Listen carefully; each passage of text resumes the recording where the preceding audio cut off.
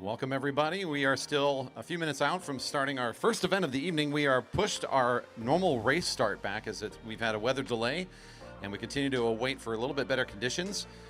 Kitty Kilo riders are going to be called onto the track here in just a few minutes. If you're joining us online, thanks for waiting patiently for things to get started. We are dealing with some precipitation here in the Pacific Northwest. We go back and revisit May. It was pretty awesome in the month of May, and since the summer solstice, it's kind of turned to gray and rain half of the days here. It seems like it's been on the wrong side of things for racing. So we are hopeful, though, with the next couple of minutes. It's been dry for a while now. We've been drying off on our surface and waiting for the go-ahead.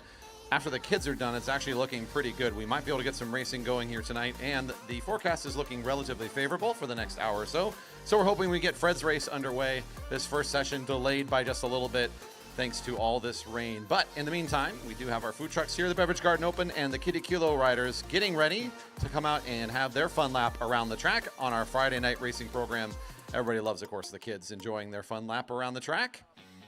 And then, as we get our updates after that, we should be able to give a little bit more information about our start for Fred's race. The first session posted for tonight initially was starting at 7, currently still in a rain delay. We'll let you know how that goes on very soon. Last call for our kids. We're about ready to get started. All families should be queued up behind the beverage garden and lining up by their age group. We're going to get you all situated and ready to go, and we're about 2 minutes out from pulling our first group out onto the track.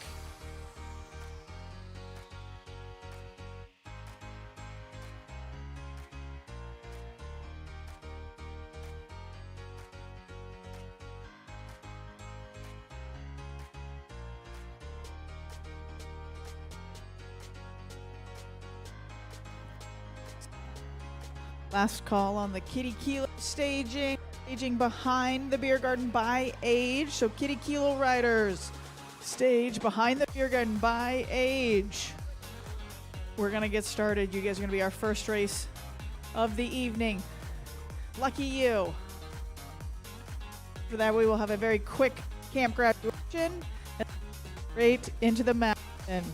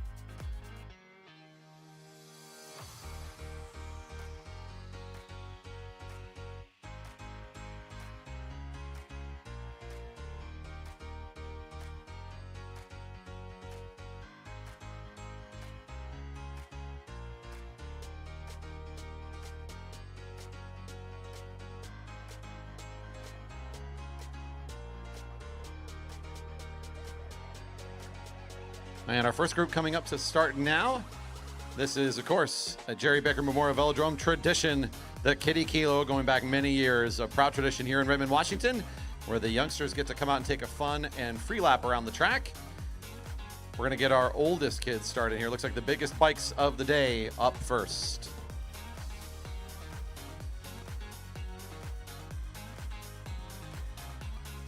And yes, while we still have a little dampness on the track, please stay on the flat section, kiddos. This looks like a speedy group. This first group, are you ready? Yeah! Woo! Hello! All right, let's give them a round of applause. Here we go. Ready, set, go! Our first lap. Cadence is racing Eric. Eric may have a GoPro on his bike. That's a big kid at the front. On not that big of a bike, though. It was perfectly planned. This is a promo for the frog bikes that we have here for kids to learn how to ride. That's what we were doing. Thanks to all of the fantastic work we have behind the scenes, our nonprofit organization has put in a ton of work and time to raise the money and supporting a rental fleet for new riders, and that includes for our youngest competitors. So They call them the frog bikes, well, that's because it's the brand name. You'll see the bike right up at the front there that Eric's got with the GoPro on the back. That's a size that'll fit some of our youngest athletes. So thanks for Eric coming out here and making the Kitty Kilo get a little bit of the action on the camera there. Plus, of course, that intentional promotion for our junior racing platforms, the frog bikes. Some great sprinting going on here down the home straight. Nicely done. Everybody's going to take a left into the grass as they get there. Nicely done.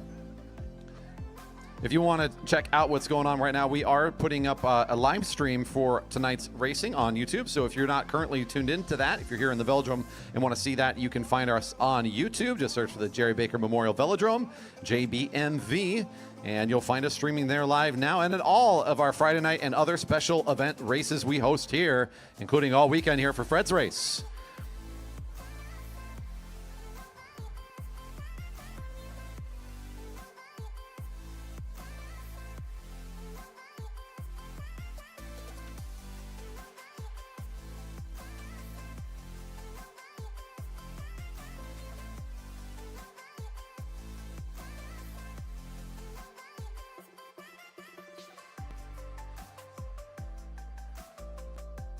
We had a mechanical on the backstretch there. We got back up. Quick fix. Nice.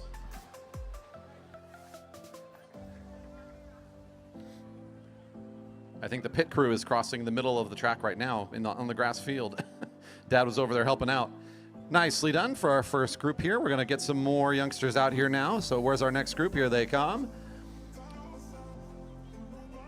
The bikes get littler, but the hearts get even bigger with our next group. Come on down to the start line, kids. Stay to your left, down on the dark part of the track, way down there on the low flat part, all the way down there, all the way down.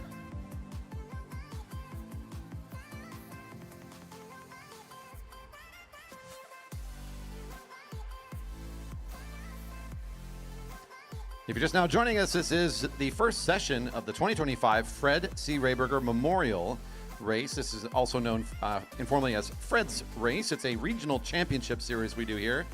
And as part of our normal Friday night racing series, the Kitty Kilo getting the start off tonight because of our race delay. We've been facing some rain this evening, so our official race program is still a bit delayed. After the Kitty Kilo rides all finish up, we're going to get an update on the status of the track, and we'll see what goes on there. Looks like this group is ready to go, just about. Everybody All get right. behind that start line. There we go. They're all creeping up Yeah, there. they really want to go. My goodness. All right, this group, clearly you're ready. But are you ready? Yeah!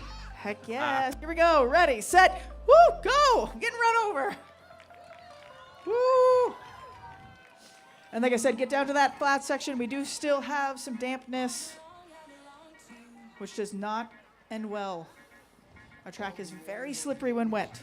You do not want to become the new educational video for other juniors why they shouldn't do it. Don't be the first. That's not a good thing to be in this case. It's an awesome part about being in this community is we are surrounded by families that have a desire to get their kids out and active and being a part of their community, and this is an easy way to do it. So if you know some youngsters out here in Redmond that are able to get on either a scooter, a push bike, they can ride on any kind of bicycle. As long as they got a helmet and a Friday night open, their parents can come by and sign their name on the paperwork. We'll let them out here for a fun lap. We do it every Friday night, essentially through the summer. A little bit more information can be found on our Kitty Kilos, and you can confirm the dates that we're hosting it on our website, velodrome.org/kitty-kilo. And here comes your first finishers following behind Eric there. Nicely done. I was rooting for 55 with that excited cheer he gave at the beginning. Nicely done there.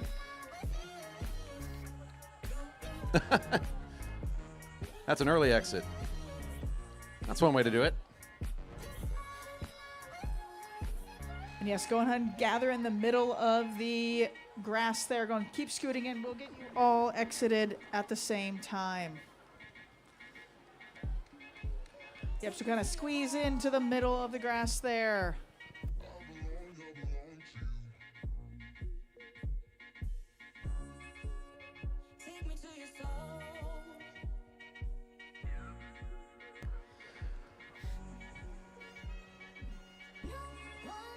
Camp Velo is another way for young riders to get involved here. Camp's ongoing throughout the summer. We've already started our first one, and I saw on our schedule we have a graduation tonight, so we have some finishers from this last camp to join us this evening.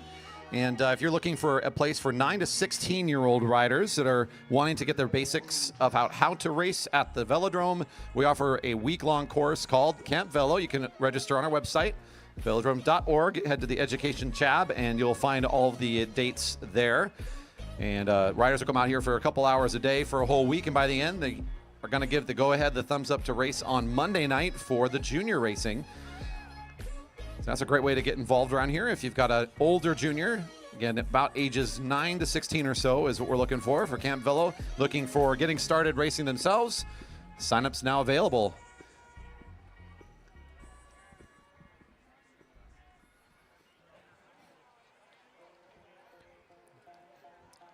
And I think we can bring our next group down.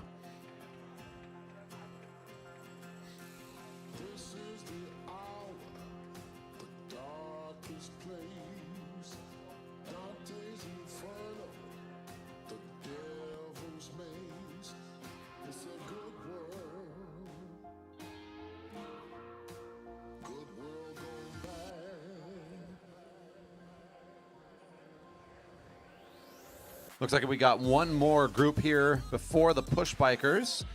So this will be our last group of some of the bigger bikes here, some of our pedal bikes.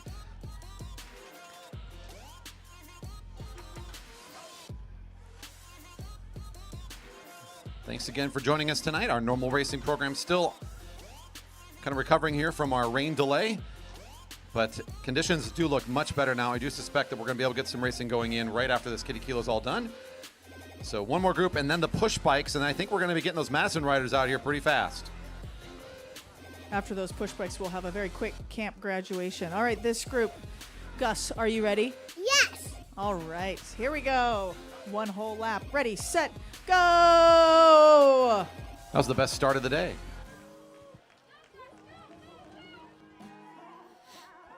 That's right, and that group I mentioned earlier, the graduation race, that actually is going to sneak in right before the Madison. So Camp Velo graduates, don't go anywhere. We're almost ready to bring you up as well. So stay tuned for that. And after that, our Madison teams be ready to hit the track before we dive into the rest of this race program.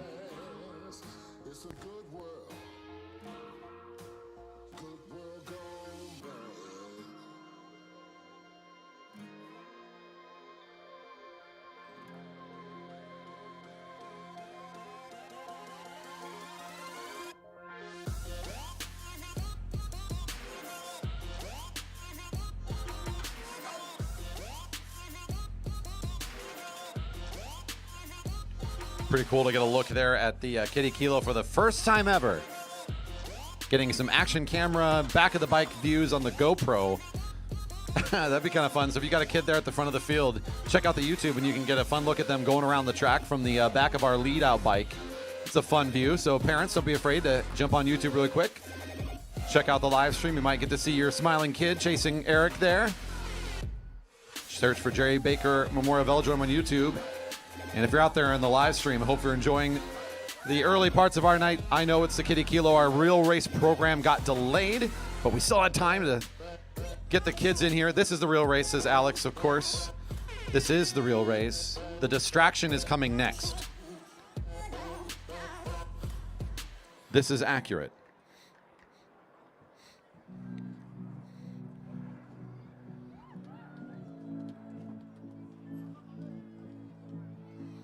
Nice job for all of these young riders. Look at this long lineup coming in now. A good parade of kids.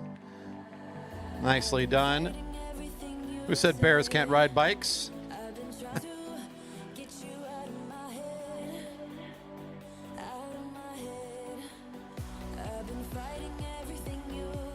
Push bikers almost ready to get you going here. Our youngest group goes straight down the home straight here. Once they get to the finish line, they're all done. After those riders are through, then we'll invite all of our families to exit together. So hold on just for a little bit longer. We're almost there.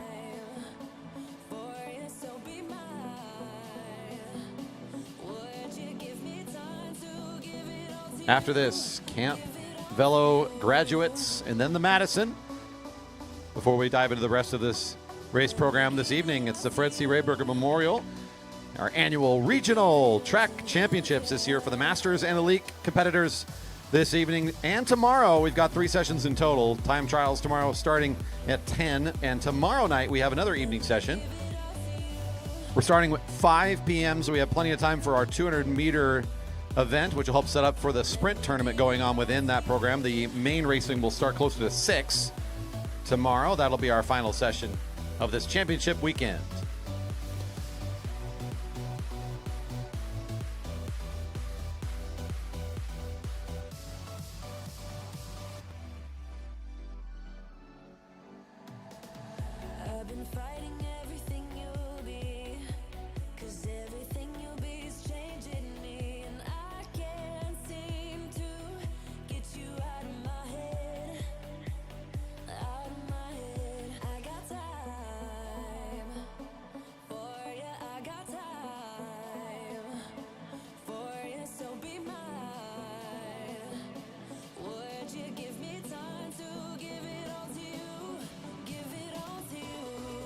Lining up our push bikes there at the far end of the home straight. We'll get the go-ahead for them in just a moment. And our graduation group will be coming up after this.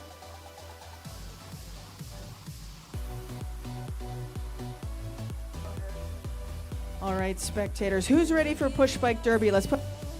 Can we get some clapping? Push Bike Derby. My mic's heading out. They're kind of ready. All right, push bikers.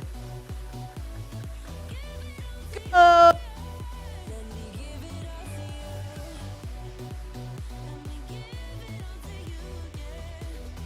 Effort. That is incredible. Those are some big strides. Wow. That's the fastest scooter of the week. All right.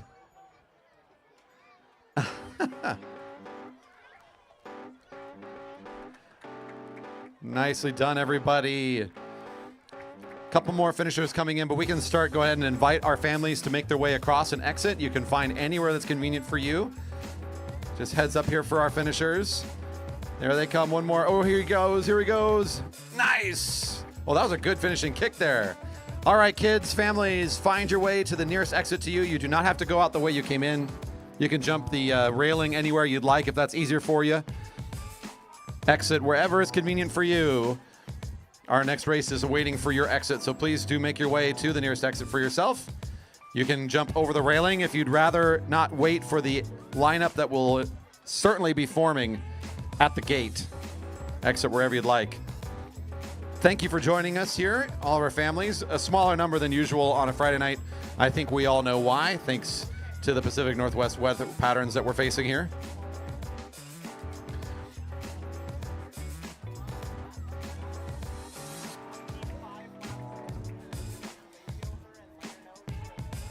Nice job to all the kids today. Nice, safe, and fun riding today. And thank you, parents, of course, for coming out and joining us on another Friday night. Sorry that we couldn't dial in the perfect weather for you, but we hope you're enjoying your time here with us in Merrimore Park. And I assume somebody's going to be coming on the wireless to help me with this next race and who's in it, but someone's going to take care of that. Okay, Coach Amara's got it. Very good.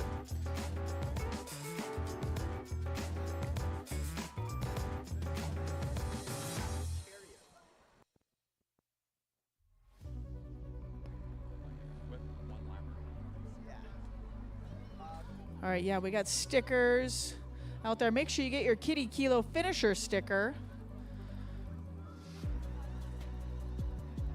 And next week is 4th of July, right? Is it coming up that fast? Oh my goodness. Okay, so next week, Friday night racing is actually at 2 p.m. because we figure people want to go watch their fireworks, and we can't do that in the park. So we will have a Kitty Kilo, but racing starts at 2, so Kitty Kilo at like 2:30. So a midday Kitty Kilo race will be a little more unique. But yes, racing starts at 2 next Friday.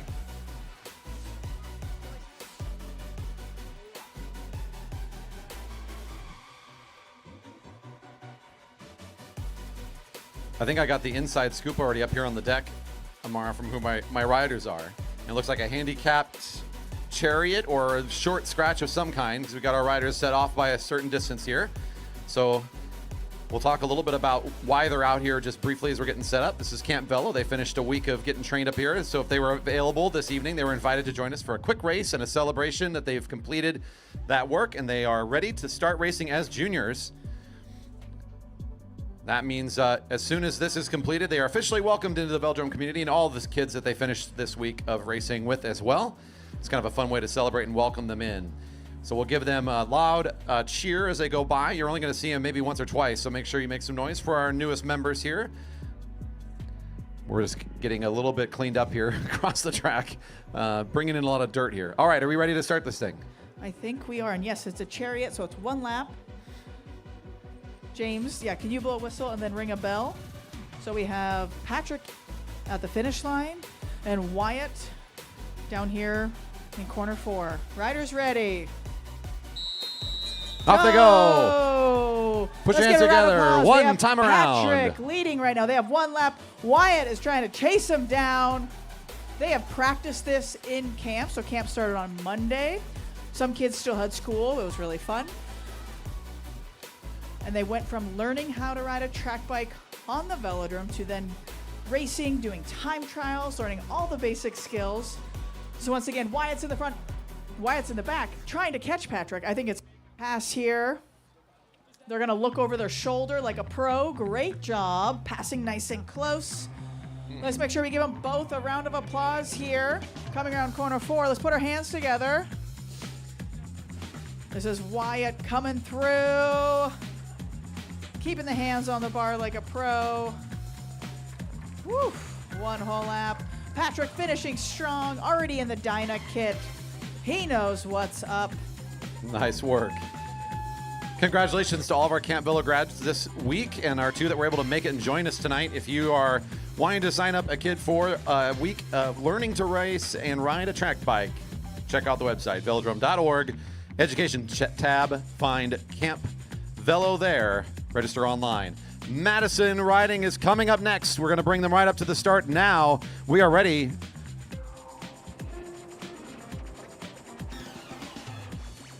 Amara, would you like, are we meeting before? Are we getting them to the rail? All right, we already did our meeting. Very good. Or we are happy with it. The only statement is that we need to keep this moving. We do need to keep this moving. Madison riders to the rail. It's been a while since we've had a delay, even of just a few minutes like this, so apologies if even I'm a little rusty.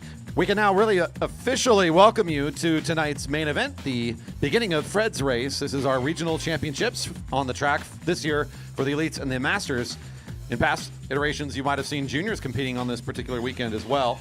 Thanks to hosting yet again the Junior Nationals track championships here, USA Cycling, of course, hosting that alongside of us here later this summer. We've decided this has got to be an event focused on our elites and our masters. First up, the Madison race. This is a fun one to start your evening of watching racing tonight. This is not a format you get to see every week. Riders are going to be racing with a teammate. You can tell who their teammate is based on the color of the jersey they're wearing on top of their normal kit. So just look for matched pairs of colors and numbers to know who our teams are. Your riders are going to be working as in tandem, but only one rider at a time is going to be in the race while the other one is in relief. And that relief rider is allowed to position themselves around the track, rest up a little bit, be out of the competition, and then once they are thrown back in by their partner, they're back into the racing action. You'll get to see what that looks like here in just a moment. The Madison getting its final counts. We're checking our start list. We'll get these riders started off in the neutral with the officials' information in just a moment.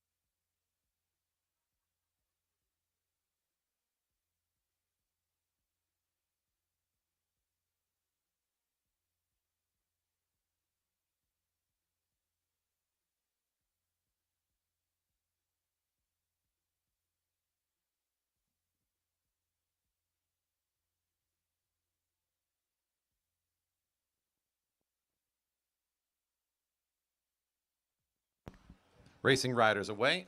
Relief riders are still on the rail.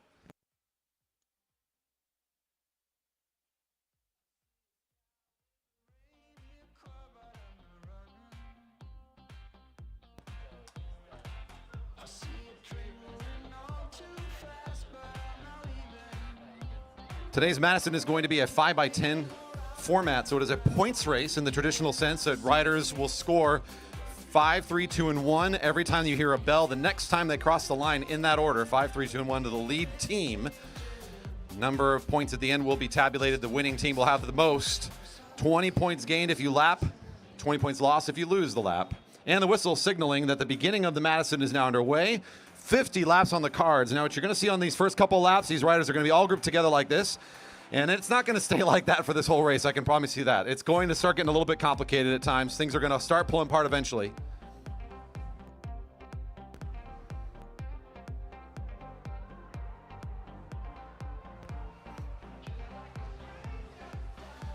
Our group here going into turn 3.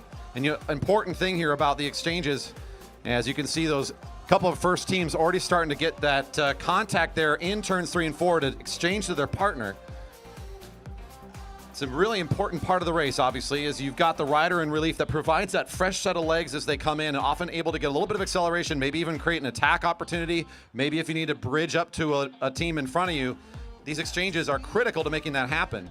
It's the job of the riders in the field to go around the exchanges that are happening, so the relief riders come down pretty far down the track, while the competing riders oftentimes will go up and over the top of them. So you'll see a lot of that kind of movement here today. Here comes another exchange for our green team right down the home straight. So you get a good look at the positioning there as the field goes over him, as it looks like Hafer, the green team there, number 3, coming down just above the blue line, the red line, and gets tossed in good fashion. This is going to be a pretty fast and furious on the points, as every 5 laps we get an opportunity for points, a total of 10 sprints in today's Madison race.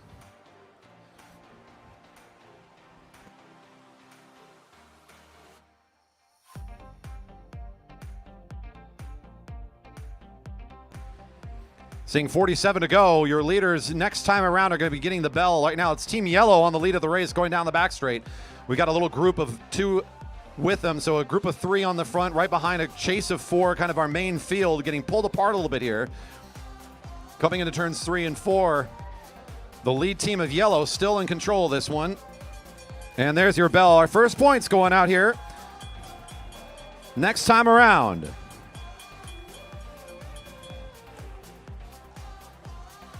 The Yellow Bike Works, Team 7 on the front still, driving the pace currently. Down the back straight, it looks like Team Purple jumping up, as I think that's Keegan Fairbanks might have made the move to get up to the lead group for Team Purple. But now here comes the counter. No exchange going to happen here. I think that's Quinn Kennedy, maybe, if I'm not mistaken, on the bike position here. It is Team 8 taking the first 5 points. The Cactus Devo squad tonight for Team 8 in your current lead, the green and pink jersey. Right behind it was Team Green for Greg Cycles, team number 3, second across the line, currently in second place. And I've got Team Yellow, Bikeworks number 7, your team that was third across the line, your unofficial top 3 at the moment. 44 to go.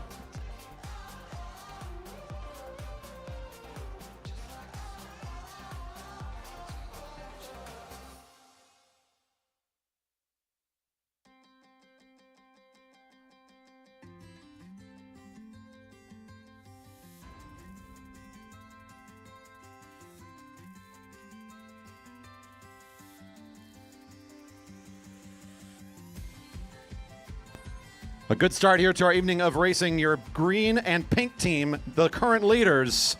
Summer Newlands in there currently for that squad. We saw Quinn Kennedy, her teammate, put in a nice strong effort there, actually forego the exchange on that sprint lap, kind of finish out the effort and take the first 5 points to start this thing off in style. The team of Chris Wilson and Carl Hafer, wearing number 3 in the green color, is currently in second with 3 points. The yellow of Harrison Devine and Merrick Gallagher, currently in third place overall with the points. And Maddie Hers and Keegan Fairbanks are working together in the purple team. They're currently in fourth with 1. Everybody else looking for their first points. The lead of the race is all together there on the back straight, just now entering turn 3. All other teams on the track are behind the leaders currently.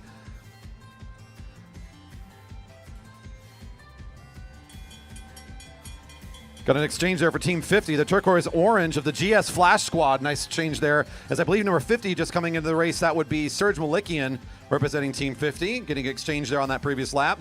The sprint is underway for more points, though, and here comes Team Yellow. That's going to be Merrick Gallagher, the team currently in 3rd overall, trying to sprint ahead here.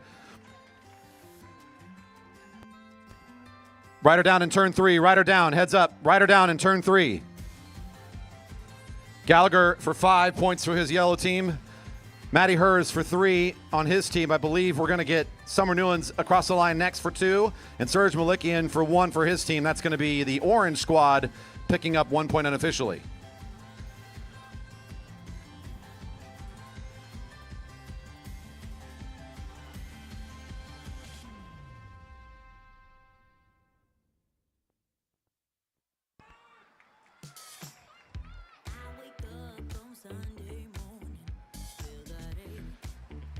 Off the front right now, it looks like Harrison Devine in the yellow.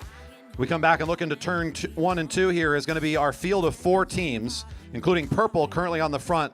I'm sure everyone's a little shook up about what went down just a little bit ago as we had contact into the back of an exchange.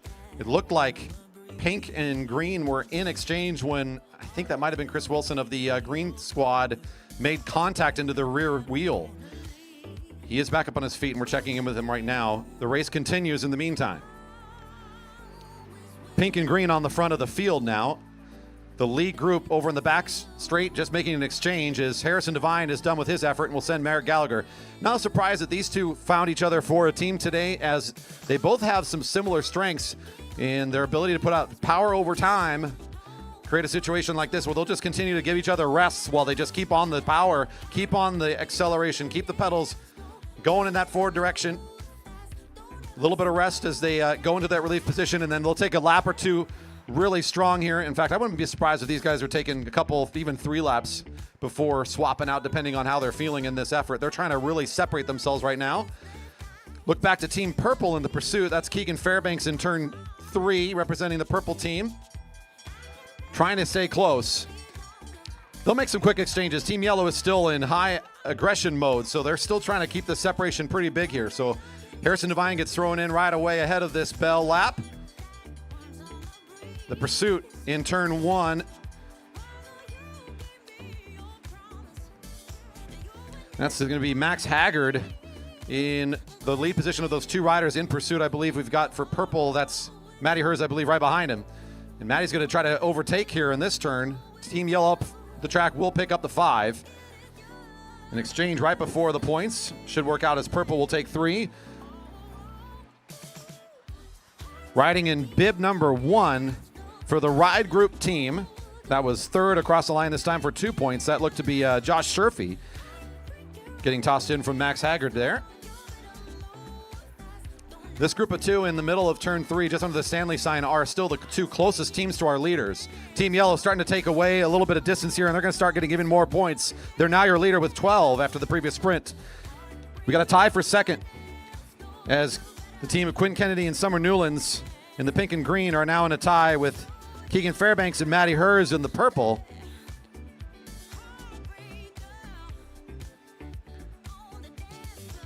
Our green team with 3 points. The Rainbow Squad, team 1, has 2 points.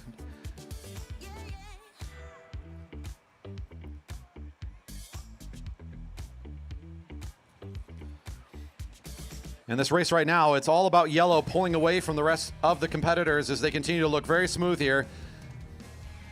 They've got about a 100-meter lead on the 2 pursuant teams. If you look now to the middle of the back straight, it does look like pink and green starting to make some ground up on the lead as they're almost up to this group of 2. Summer Newlands looks like she's trying to put in a bit more effort here to close that gap down. Still not quite able to get up there, though.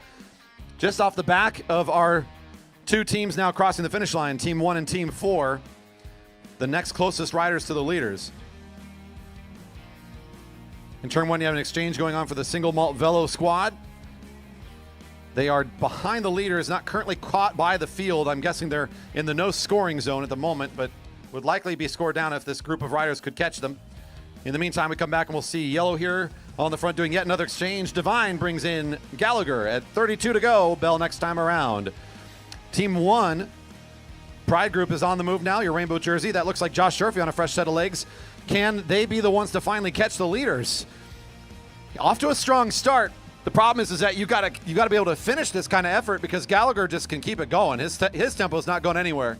And Sherfy, he does start to work away at this lead second by second, but still not able to get there. Here's the bell for Gallagher at 31 to go. He might be looking for Harrison here over in turn 2 as they're still in this aggressive mode. They want to stay away. They're trying to make this a one-team race for themselves, and indeed they're going to throw in here on the back straight. An important exchange as well right behind is it looks like Sherfy's going to throw in Haggard to try to stay in position, which will eventually be second across the line. Team Yellow for 5 as Divine stays in good shape here. Haggard for team number 1. Wilson's back on the bike. Number 3 is back in the race after the contact over there a few laps ago. That is our rider from that incident back into the race for Team Green. Coming across the line third. Several big exchanges down the back straight for the field there as looked like both our purple team and the green team needed to make some exchanges happen there. 29 to go. Your leaders here together. It's still Team 7 in the lead. The yellow jerseys have it with 17 points right now. Always important all weekend long for me to remind folks that when we're at Fred's race, there's always races going on within the race. I generally just talk about the overall kind of format, what's going on here, but within this race, we do have age categories as well as our elite designation. So you will see podiums later that may not totally line up with the points values. That's going to be based on their individual categories within this race. So your elite team, Harrison Divine, Merritt Gallagher, the yellow team, not only in the lead of this race, but also in the lead of the elite championship here for the Madison. Matty Hers and Keegan Fairbanks racing in Matty Hers' Masters age group are leading in that age group right now with 8 points.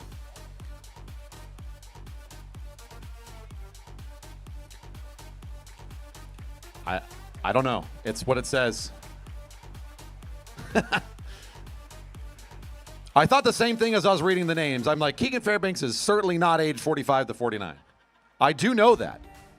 I know that. But also, I'm just the announcer. I want to remind everyone, like I just talk. Nothing I say actually matters. I have no power. Bell's ringing again at 26 to go. Team 1 and 7 still the front of your race, but this has kind of come back together again as it looks like Green is back in on this thing, and despite being down and out for a bit, they've recovered brilliantly. And that's Hafer right now in third wheel position in the middle of this sprint after losing his teammate for a few laps. An impressive effort here for our athletes this evening just to be able to stay with it. Team 1 getting back on the front here. A big 5 points here for the Rainbow team. Yellow's fighting. I think he'll take it. I think it's going to go to the outside. Unofficially, Haggard for 3 is my call there. Team 1 just barely losing out. 2 points for the green squad that came across the line there. And Team Pink was actually the 4th group across the line.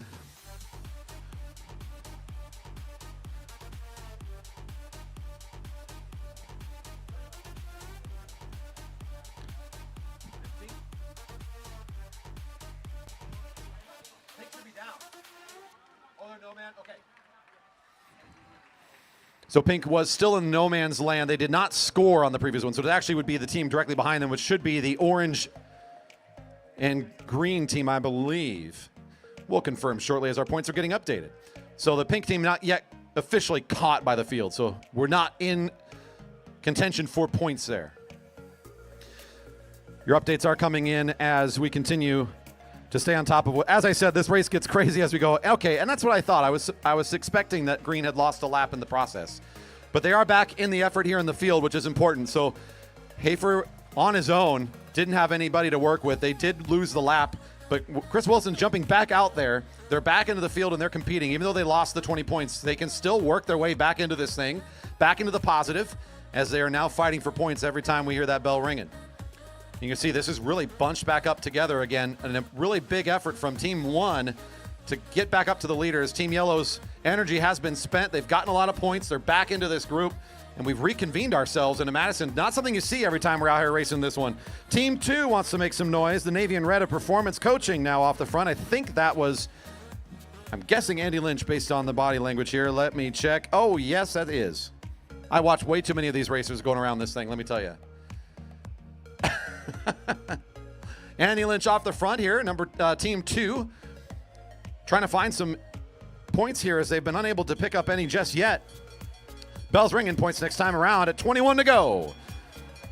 Tyson Danielson gets thrown in for Team 2. That's the rider now in the front of the race.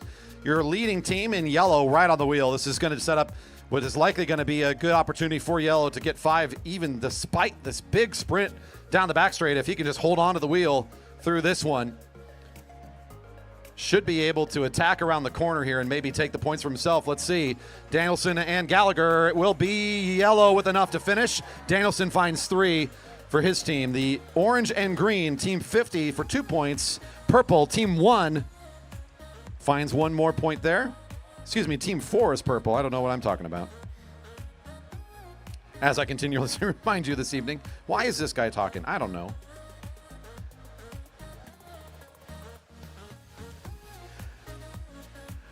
Your leaders had 27 points coming into that sprint. Already an impressive lead. The next closest team was Team Purple with 9. After this sprint, the lead's just going to continue to gain here as Team Yellow on the attack after that last point sprint, as they'll try to separate themselves again, setting themselves up for some more big points.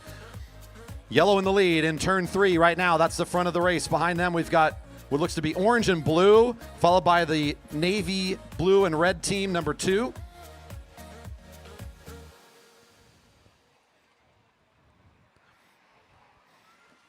And the racing continues. This has been a fun Madison.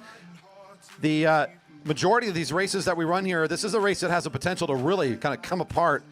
And there's really no semblance of a field after the first 10 laps are done. Tonight, though, we're seeing some really nice some group riding here going on with our racing group here currently in the middle of turn 3. And even when we had this breakaway from Team Yellow, big effort being spent by Team 1 to bring it back together again and keep this race nice and contended. So nice to see that tonight. Team 7 on the front at 17 to go, your current race leaders. And it does look like the points were updated. So 27 to your race leaders, Team Yellow. Team Purple with 9 in second. Team Rainbow, Team 1 with 8 is in third. 7 points for the pink and green team, currently in fourth. 2 teams with 4 is the orange and I don't know what color Turg is. Oh, turquoise. Oh, it's a G. I do know that. That's not a color. And then and then also the navy red team with 4 points. That's Team 2. Couple teams down the lap and recovering back into it. Okay, there it is. T-U-R-K. That is how we spell it. Got it. I had to stop and think. And if I have to stop and think, I make mistakes. You can't do that to me. Team Yellow in great position again. No surprise. We're off the front here of the field. And Harrison Devine making it look really good this evening. These 2 riders working together. Gallagher, your season leader for the elites here this whole season and last. No surprise he's being able to put down some serious power here this evening. And Harrison Devine, he came back in this season. Haven't got to watch him race in quite some time. And all preseason, all through the beginning of our Friday night race series this year, Harrison's been very active off the front of the field. Very good speed, lots of attacks. He's restless and an aggressive rider from the front of the group. So good to see these 2 teaming up tonight. No surprise that Team Yellow is having some great success tonight in our Madison.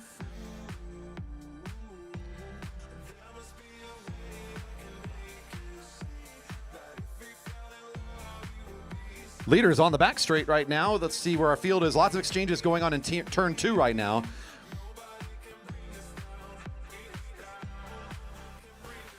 And lots of riders all bunched up here. And some acceleration coming from Team Purple. Maybe it's about time again to go out there and catch a rider. Is that Purple or is that Rainbow again? It is Team 1. It's the Rainbow squad, and that's Max Haggard once again. No, Josh Sherfy, my mistake. Whenever the catch is time to get going here, it's team 1 in the rainbow jerseys that seem to get it started.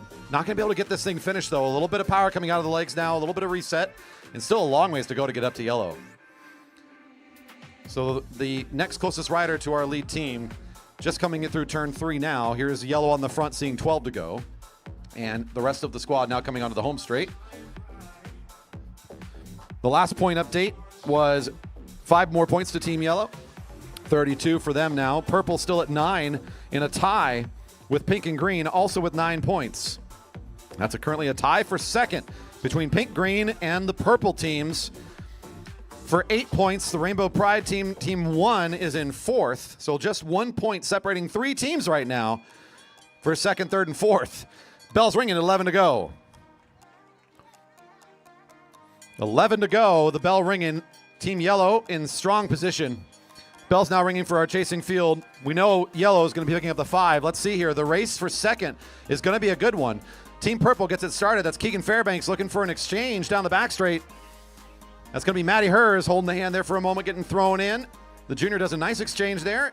Maddie's still in the front of the field. The race for second should be good here tonight. So we know Yellow's already picked up their 5. And Purple is in really good position here through the whole sprint. They get out in front of the field. That's going to be 3 more for Purple.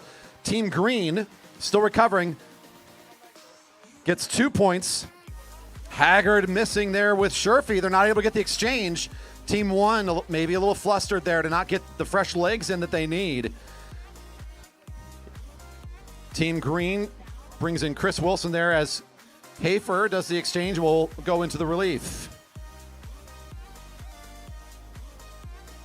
37 to your lead team now. Team Purple with big points in the last sprint separates themselves by a little bit here for the race for second. They now have 12. Pink and Green with 10 in third. Rainbow team 1 with 8. Still good for 4th place. Green got some points in that last sprint, but still in the negative after being caught in the down lap situation. Other teams with points include the Navy Red team with 5. Turquoise and Orange with 4.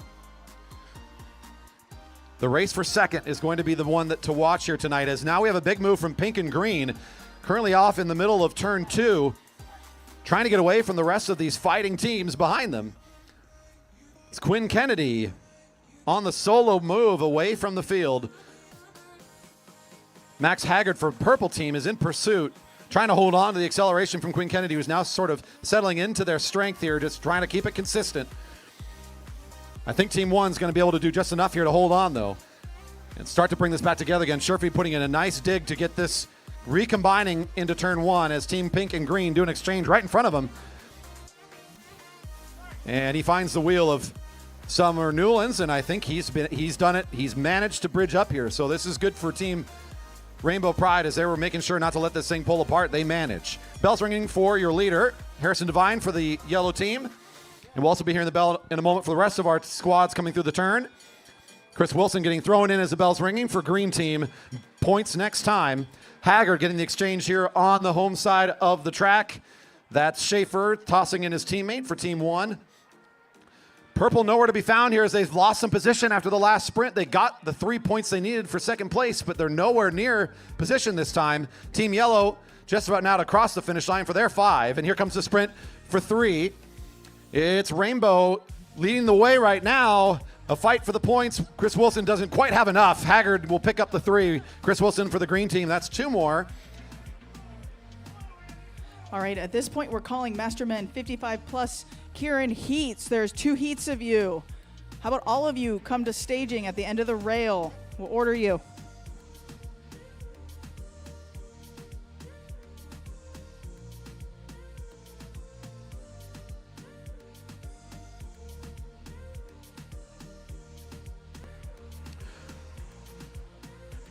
Warning initiated to rider 50 for riding up track after the exchange. Officials warning to Team 50, one of our riders on Team 50, for riding up track immediately after the exchange. Dangerous riding. We're coming into our final sprint. Just about there here on our Madison. Lead rider, Team 7, still off the front, and with 42 points, no one's catching them mathematically. The race for second, Purple with 12. Rainbow with 11, and pink and green with 10. We're down to 2 points separating 3 teams into this final sprint. Rider down on the back straight. Riders down on the back straight.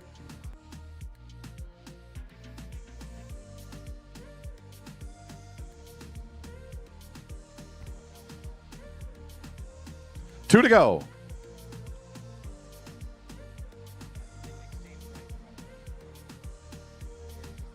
Not looking up.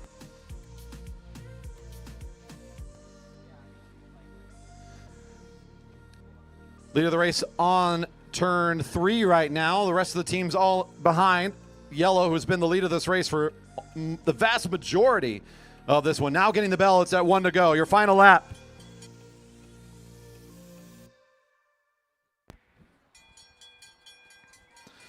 Ten, 6, 4, and 2 on the final lap as confirmed here. So double points upcoming on this final sprint. 1 to go. Your final lap here. 1 to go. The race for second place here. We already know yellow is going to be our eventual winner. I'm interested to see what's going on here on the back straight. His team looks like turquoise and orange on a big turn here, trying to take over the front. They have currently 5 points. This is going to be good for 6, enough to jump into what would currently be 3rd overall. So a nice big jump here for Team Turquoise and blue and orange. 3 points for them here across the line. Team Purple, that's Keegan Fairbanks, picks up 4 for his team, and the Rainbow Team 1 finds 2 more. I think with Fairbanks picking up 4, he'll end up with 16 for the purple team. On the overall leaderboards, that's an overall second place by the points unofficially. A little bit of a messy ending there. We're going to make sure everybody's okay. Both of our incidences here we're taking care of pretty quickly. We've got one rider we're still checking in on, though, so our Masters riders hold off for just another moment as we want to make sure that everybody's well taken care of here. We'll take a moment off the microphone as well just to catch our breath and be ready for the next race. That's our Madison all completed. Thank you for a fantastic race tonight. Well done. For Team Yellow, your champs here tonight, Divine and Gallagher, combining for an impressive effort tonight. On paper, you had to think that was a strong combo, and we got to see it tonight, just how well they were in sync this evening. The aggression came at just the right time. A little bit of a break there for your 2 athletes, kind of mid-race as they got back in the field, and then off they went again, and they set the tempo for the rest of the evening. We'll be back with racing here in just a moment. Our food trucks are open and serving. We have the beverage guards still here. Racing still to come here. It's Fred's Race, session number 1, continuing shortly.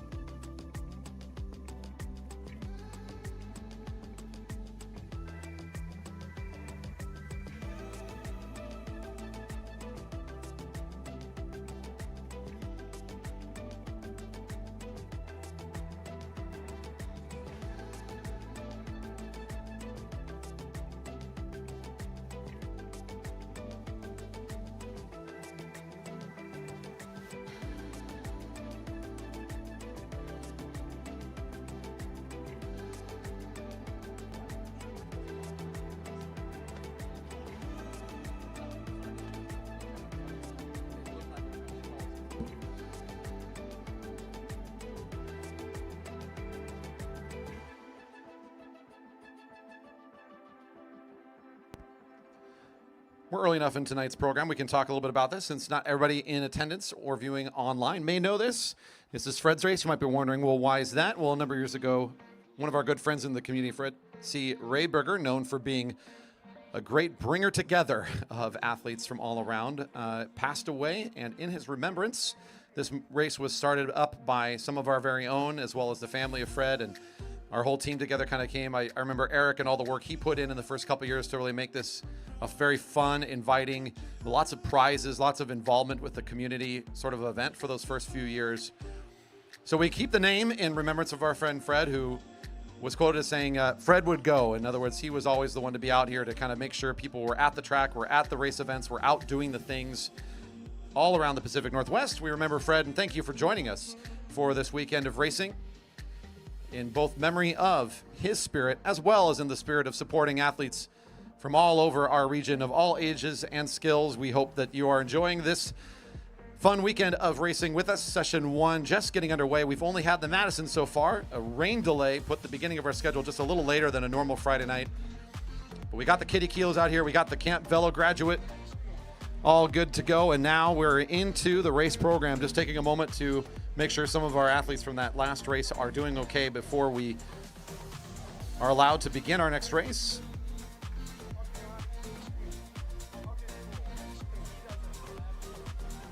Fred's race is a whole weekend of championship racing. In years past, it's even included juniors. This year, elites and masters will be fighting for top spots on podiums for regional championships and medals for their different events, including time trials tomorrow morning. So if you really like watching athletes chase after a clock, tomorrow morning at 10, we'll be streaming and we'll be here talking about the racing. And then, of course, we have more evening racing tomorrow. The main racing will start at 6, but we'll actually kind of kick things off at 5 p.m. for the Flying 200s. The Flying 200s, of course, the qualifying event for the sprint tournaments, which is always fun to watch. So you get to watch all of the race kind of formats in one weekend when you're here at Fred's race. With the Madison all done, we're going to be moving into some more Keirin racing this evening. We got heats for the Keirins. Our Masters men 50 plus are going to be starting us off. We'll be moving into the Masters 35 plus Keirin heats after that. The elite women and Masters Keirin, women Masters Keirin heats, and then the elite men Keirin heats.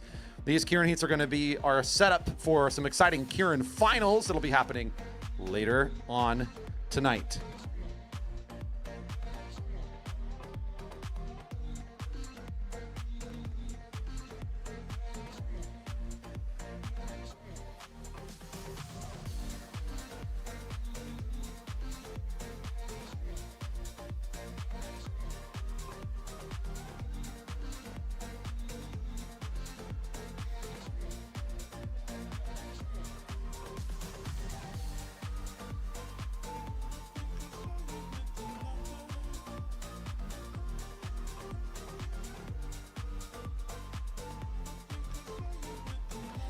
July is truly a championship month that continues in the spirit of Fred's race this weekend, and we go into July with our eyes set on several big events. The Marymore Grand Prix makes its return once again, our annual biggest cash prize purse of the entire season, our biggest merchandise prizes that we can pull together, and we bring in out of the state kind of competition. So you got riders from all across the nation, even international talent will fly their way in to Redmond, Washington to compete at the GP. You'll want to catch that, of course, as well as USA Cycling's Junior Track National Championships hosted here for the second year in a row. We look forward to seeing the kids soon. July is going to be a fun and fast month of racing here at the Velodrome. Don't miss all the fun. We're always here on Friday night starting at 7 o'clock, unless, of course, the precipitation rolls in. These clouds, gosh darn it, they're the only thing that get in our way of the fun. If you're not sure if we're racing or not, we will always make an official announcement through our social media channels to let people know that racing has been canceled. One of the best ways to do that is to actually follow us on Instagram at JB Velodrome if you have that service, or if you prefer on Facebook, you can also search up the Velodrome there and you can give us a thumbs up on our page. That's another way to stay up to date with what we're doing. Riders in the warm-up circle are getting lined up, and here they come onto the track now. Your first heat about ready to begin. And the sound of the whistle means that racing is underway. This is a 4-lap race around the Velodrome. The Keirin being led out by our e-bike on the front there. Scott doing the good work for us again here this evening. Scott Fowler, your lead out rider, has the e-bike all ready to go tonight, and we'll be taking the group around for 2.5 laps. And it's going to look very slow here on this first lap, and each time he goes by, you'll notice it's a little bit quicker. That acceleration is going to be measured out and very specific. By about 2.5 laps in, he'll have reached that top speed. He'll take a turn into the warm-up circle, and then the field has a lap and a half to race it out from there. Now, at this point, riders could change position in the lineup, too. It's not very common in some of these semifinal rounds, the early heats. You're not going to see that as frequently, but sometimes riders will want to reposition, push up a little bit, find a new spot to be behind the bike. The closer you are to the front, obviously the closer you are to the finish line when the race starts, but it also means that you're going to be the one, if you're right at the front, you're going to be doing the work in the wind. So if you're on the front, you're in control of the pace, but you also have the largest work to do once that pacer's out of the way. So riders are thinking about their tactics and their position that they're going to want to be in here throughout this lineup as an important part of the setup here. But for the starting lineup, that was actually drawn at random before the race even began. So that's how they've ended in this order you see now.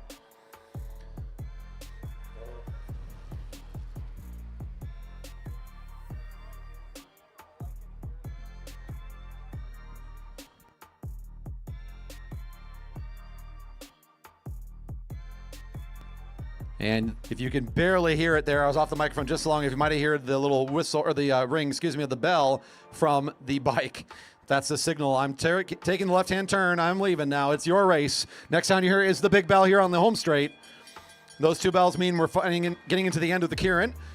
This is qualifying round, so riders need to finish at the front of their field to continue to advance towards the major final and top podium positions.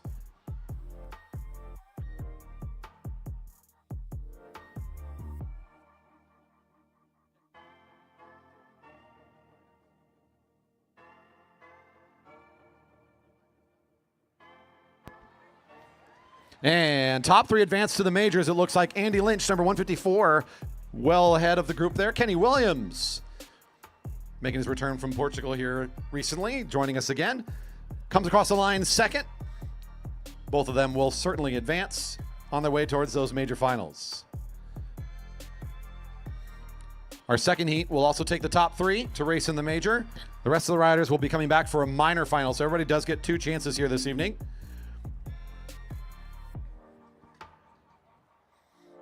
Heat 2 now on track for their 4 laps around.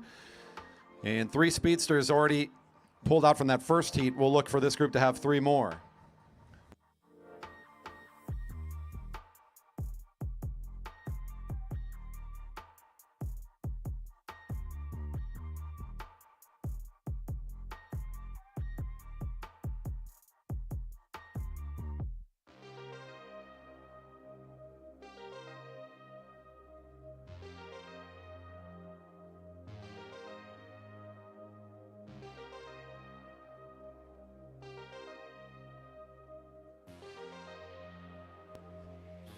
Riders saw 3 to go there. They've got a little bit more time here to get themselves up to speed. So next time around, at this point on the track, the pacer will pull out of the way. This group of 5, Heat B, has got Dominic Clark in it. We've got Eric Waterman here with his teammate Ken Dong. Mike Darlene in the blue is the rider in 4th spot. And then Dave Chipchaser, Liquid Velo at the very back. If you're on the stream, you're getting a good look there at Dominic at the front. Bib number 433. Drew position number 1 and has that tough job of leading out this very savvy, very strong group of riders.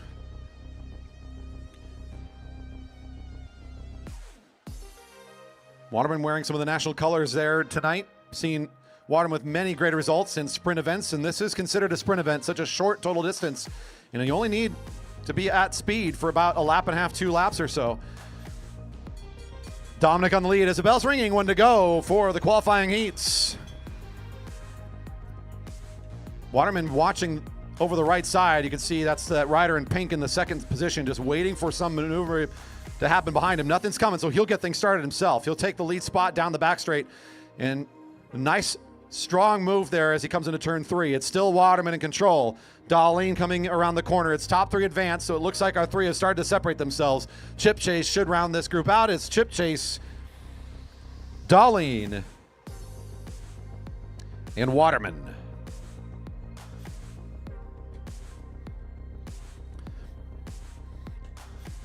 And that'll do it for your Master 55 plus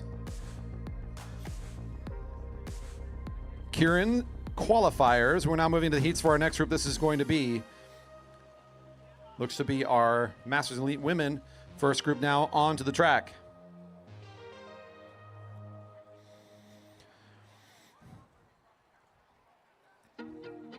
Top 3 will advance as well. The rest will go to the minor later on. So we're going to get a fast group of 6 out of these 2 upcoming heats. Hillary Luther sitting at the front there for Valkyrie Cycling. In position 2 for Breakfast Racing Team is Henrietta Watts. In the 3rd spot, Jasmine Chung. In 4th wheel is Aiko Fujikawa, Hawkins Berman Race Team. In 5th position for Jerry Baker Juniors, that's Rue Tomko. Right behind them is Sarah Lynch, also for the Jerry Baker Juniors. And position 7 is Zoe Saccio for PDX Dream Team, making up your group of 7 here tonight in Heat A. top 3 riders advance to the major final. If you don't make the break for that, you're not racing for 1st through 6th. The minor final will be for 7th in all positions beyond that. So very important that these riders get themselves in the right half of this field. Don't have to win it, just have to position well. Hillary Luther at the front, that's a great place for this field to have her. She's very strong, but she's gonna like the kind of the general speed and power that she can get from the front. So I think the rider at the front may want to keep that position. I wouldn't be surprised. Maybe try to time her effort just right. Look out for number 3, starting to reposition a little bit there. They are known for their speed this season, as Rue is really coming into their own, taking over as the season leader in their respective field. Not in surprising fashion, really, kind of almost expected at this point to see them fighting well here in a Keirin tonight, so look out for their movement coming up. Henrietta Watts in position 2, still holding on to Hillary Luther's wheel. Luther doing as sort of expected here, keeping on the power, keeping the pace high. 1 to go. She's already looking over the right shoulder, expecting the punch to come soon. Number 3's lining up the hook right now, trying to get the attack just right. Good pass into turn 2. It looks like we might have 2 riders starting to take over the front. Luther's going to have a hard one here as Henrietta Watts is trying to come around the outside. Probably can't do it, though, coming into turn 3. As Watts not quite able to get there. Luther still holding on from the front. It looks like we're going to have our front 3. Coming all the way from the back, you've got number 18, Zoe Saccio, right alongside number 3, Rue Tomko. And third across the line, Hillary Luther. Number 14, your unofficial top 3 from Heat A.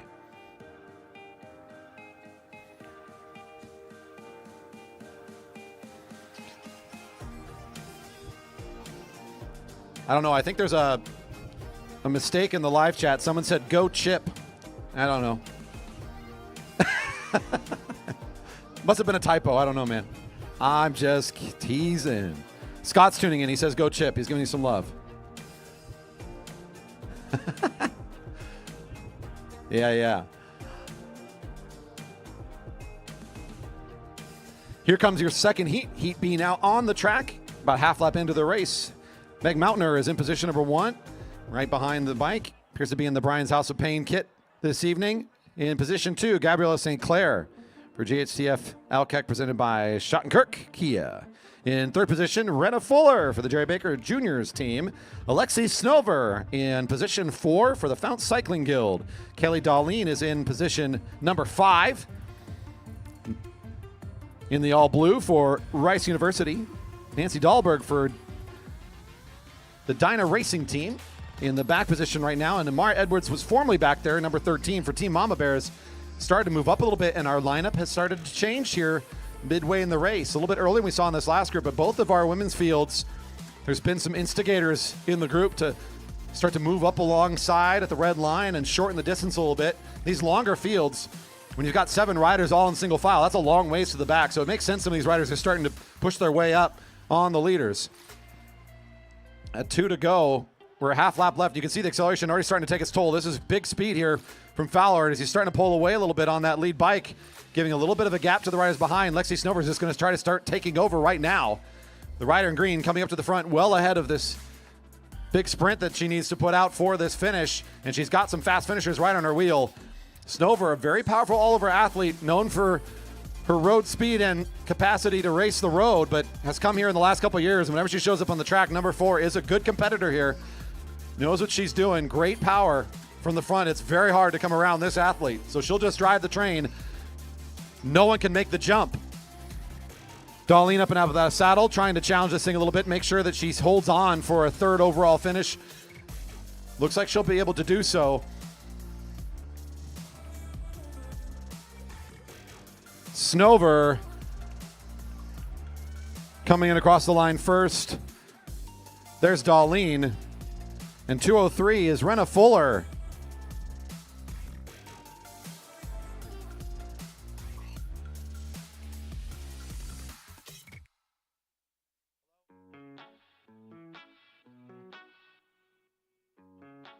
Elite men to staging.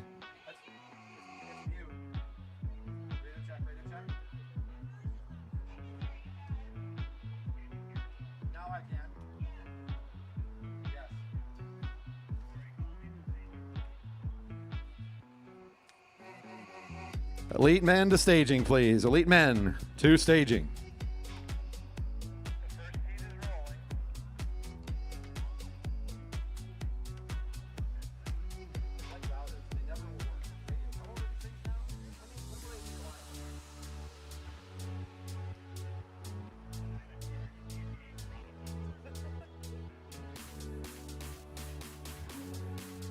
And here comes the Elite Men, your Keirin heats now taking the track. Our high-speed event continues here in the qualifying rounds. Elite Men. Heat A currently on track. We've got position 1, Andrew Karlberg for the leading factory racing. Summer Newlands in position 2. In the third position is William Wong for the Jerry Baker Juniors. Stan Douglas in position 4, Shogun of Seattle.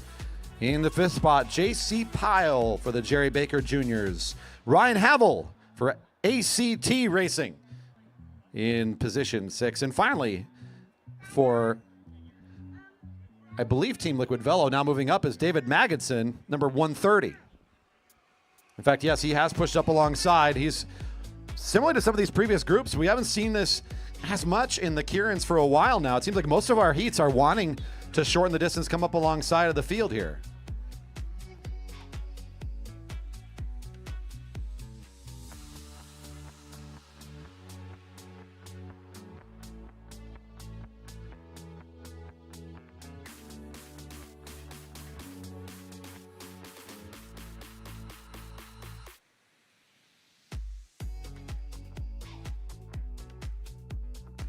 Two to go. Next half lap here is the last with your lead bike here. And Karlberg in position 1.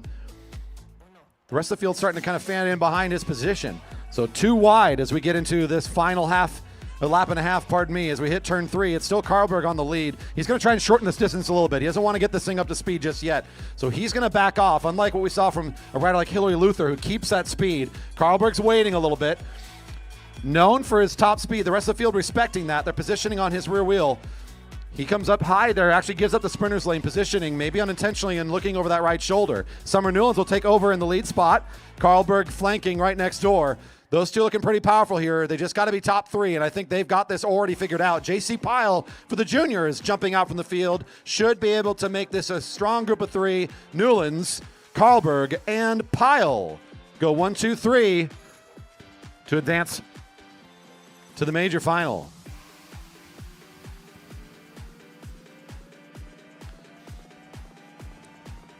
A record holder in more than one way out there in that field. We have J.C. Pyle with his own junior 200-meter record here, our 200-meter record holder. We're a little split. Oh. Hold up. Hold up. We may need to stop this one for a second here. We are regrouping. We're not starting. We lost him. We lost 2. So you guys are just rolling for a lap, Scott, I guess. Take him around again. In order, please. In order, please. You get a warm-up lap. We'll give him a whistle. I believe Danny will get you on a whistle as you go by on the home straight for this heat. We love our warm-up circle start. It keeps things quick, but sometimes when you got a really fast group coming in, it can get a little messy. So Scott, at 25K, let's get people in order. Let's be in order. What's up with Andrew?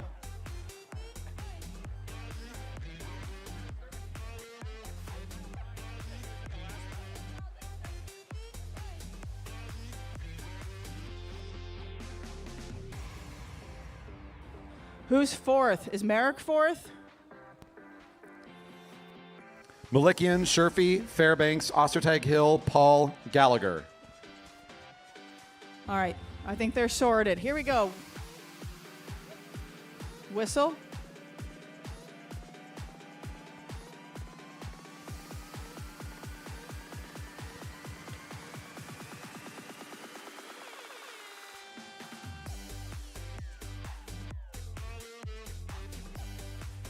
All right, when we have added Havel in here, so I think we've got the riders now, as long as their lineup is approved. Havel pulled the position he's in now for his heat, so that's about as close as it can get.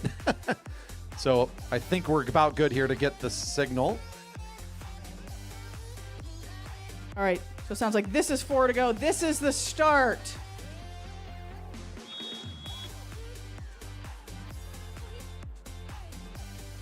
Four to go.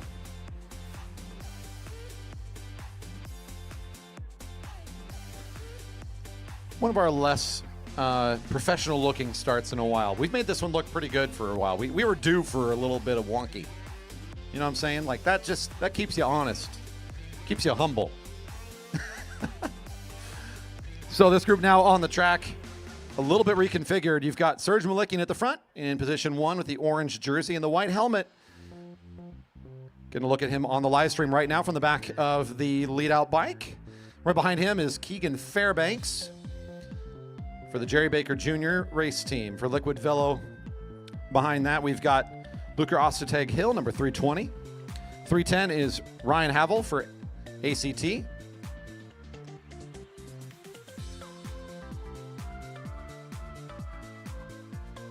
For Waterline Racing, it's Wyatt Paul showing up from out of town. Good to see that name back on the start list. Merrick Gallagher is the next rider in that lineup. And finally, it looks like Josh Sherfy has made his way back to the final position in this lineup. Racing for the Coalition Cycling Team. Seeing 2 to go. Top 3 advance. This has been the nicest lineup for the first couple of laps we've seen yet, as most of our heats have decided to contest a little earlier and start repositioning themselves. If you've been at the Velodrome this season, you haven't seen Wyatt Paul very much for Waterline Racing. He left us pretty much in the top of the game around here. He was taking home a lot of trophies, so to speak. The weekly tournament was kind of his in his back pocket. It's been a while since we got to see this speedster at the track, but I'm looking forward to seeing what he's got here. At 1 to go. Look out for him to fall on the wheel of Ryan Havel, who's now going. Big jump here for Havel.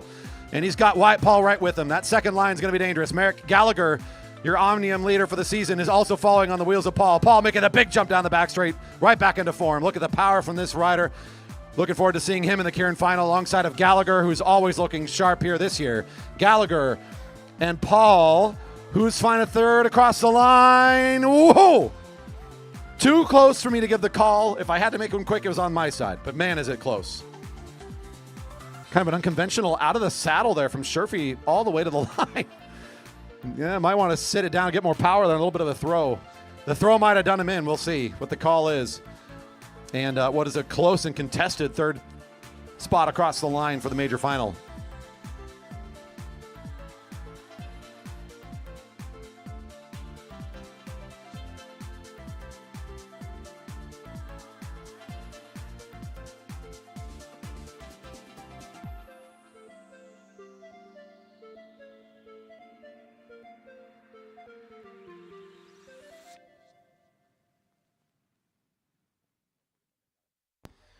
This is a straight to final group, the 45 through 49 Masters riders. So this is a one race to settle the order. We're looking at Matty Hers in the lead position for leading Factory Racing.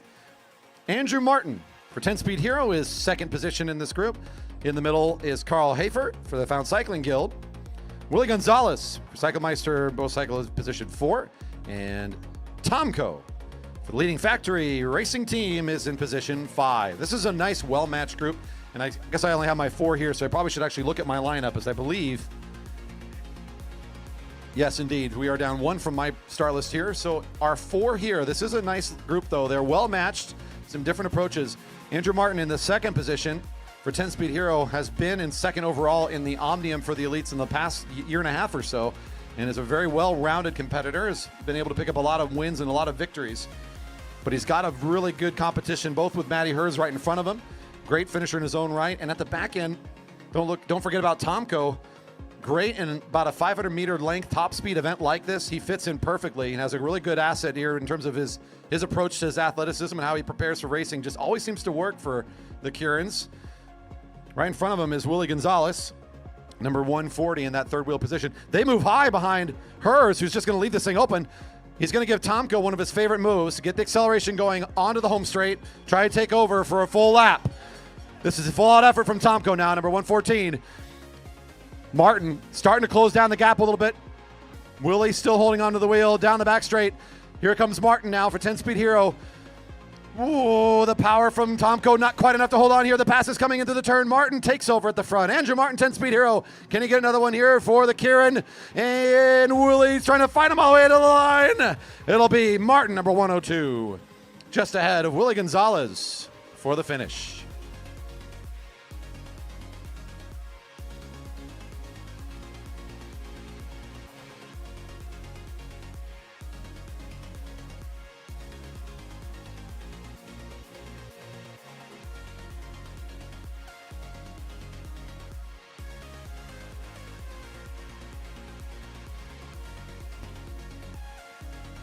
And now you're straight to final for the Mastersman 50 to 54 Keirins. This is a group of 6 riders out here for their Keirin final. It's Francisco Zapata for Dyna Racing in position number 1. Chad Brothers for 10-speed hero in the 2nd spot. Your 3rd wheel rider for Dyna Racing, Hyun Lee. Raymond Chang in position 4 in the purple jersey. Stephen McLaughlin in the Bike Central race kit in position 5. And finally, for 10-speed hero, Mike Robson, the 6th rider in this group.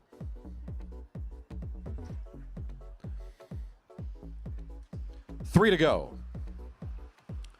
Lots of experience in this field, no less so than the last 2 riders in this lineup. Robson just watching his teammate ride to a nice finish there in the previous Keirin. He might be inspired to try to do the same. I've seen some great efforts from this rider all throughout his career here. And of course, we can't talk about championship racing without mentioning McLaughlin, the rider in black and white, the Portland area competitor, known as the Shark for all of his great sprinting maneuvers and the way he has always found his way at the front. He hunts that finish line like nobody's business. We're going to see what he can do here. The back end of this field is going to be a big part of the story for this particular group. In fact, already we can start to see some of that distance shortening down a little bit. An effort here above the blue line to maybe reposition themselves just a bit here behind Robson. McLaughlin will follow suit.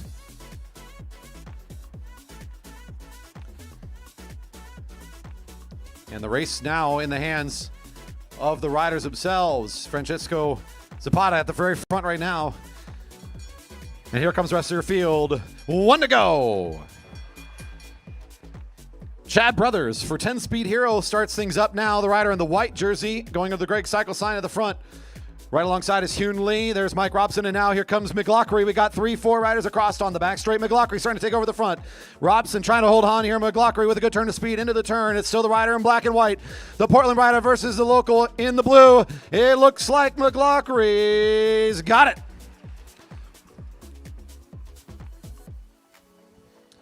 Robson leads out in the sprinter's lane, has the shorter lane. McLaughlin get on top of things a little bit quicker there in turn 3 and holds on all the way through to the finish line for a good finish for the Portland rider. He'll take this heat, this final, pardon me, in convincing fashion.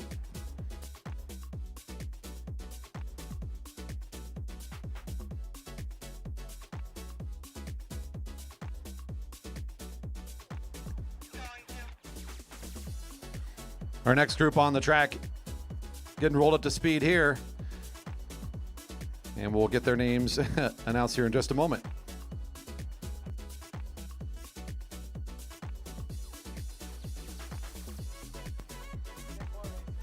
Masters 35 through 39.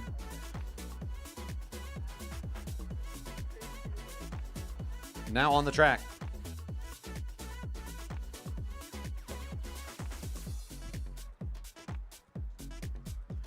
Three to go.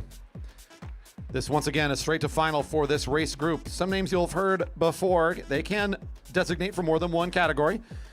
Ryan Havel, we heard his name already before as he raced in the Elite Men qualifying heats as well. He positioned number 1 right now, right behind the lead bike. Alex Siegel in position 2 for Waterline Racing. In the middle of the group is Sam Frigo for Coalition Cycling. Andrew Karlberg, another name you would have heard from the qualifying round for the Elite Men, is in position 4 for Leading Factory Racing. And also for LFR in position 5, James Campbell Harris, with some of the best race swag of the night. If you check out that helmet as it goes by, look out. Got some good gear this evening.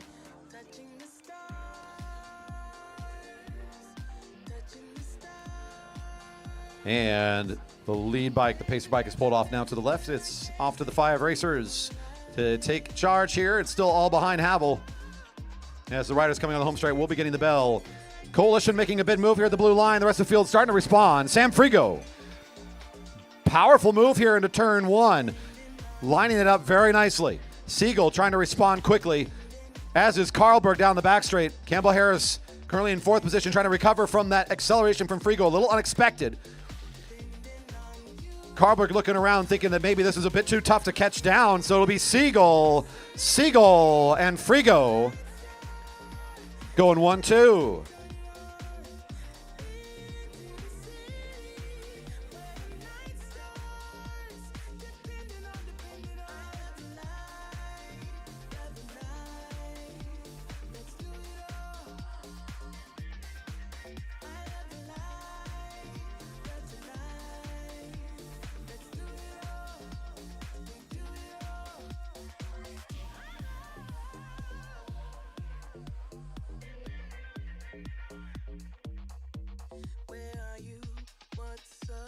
What's going on? Simple truth, I'm low. Let's get it on. Touching the stars. This is our Mastersmen 40-44. Straight to final. Mike Ritter in position number 1 for Leading Factory Racing. Stan Douglas, Shogun of Seattle in position 2. Johanna Siegay for Center Cycles in position 3. Matt Beers in position 4. 5th in the lineup, Waterline Racing's Tyson Danielson, number 104. Right behind that is for ACT is Quinn Kennedy. And finally for Leading Factory Racing, Peter Snoblin.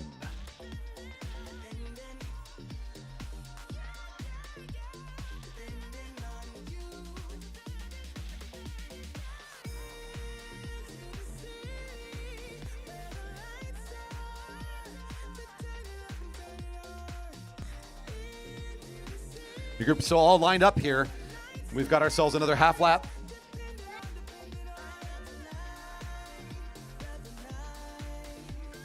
Half lap with the pacer still accelerating here. And this, of course, another straight to final for this age group. Mike Ritter at the front's been having a great season so far, coming on strong to start 2025. Saw it with some really great racing for him. He's finding himself at the front of this big group now, leading around his age group through the turn, waiting for some acceleration before he makes the move himself. And it will come from all the way at the back. It's Peter Snoblin taking over the front at 1 to go. Snoblin leads the way. Tyson Danielson kind of hugging in on the flank at the blue line. Now starts to move out and around. Mike Ritter from the front, still looking pretty good there from that front position. Look out as well for Quinn Kennedy on the wheel of Tyson Danielson. They're in a great position to challenge here.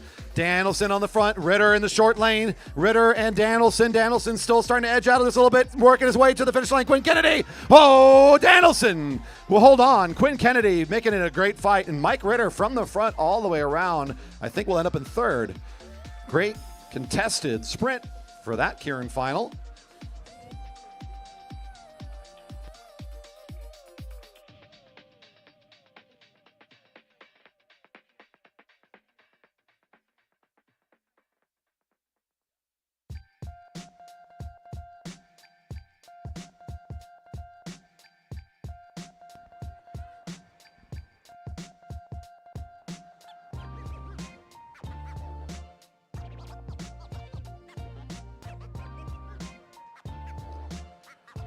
And now for our Mastersmen 55 up minor final.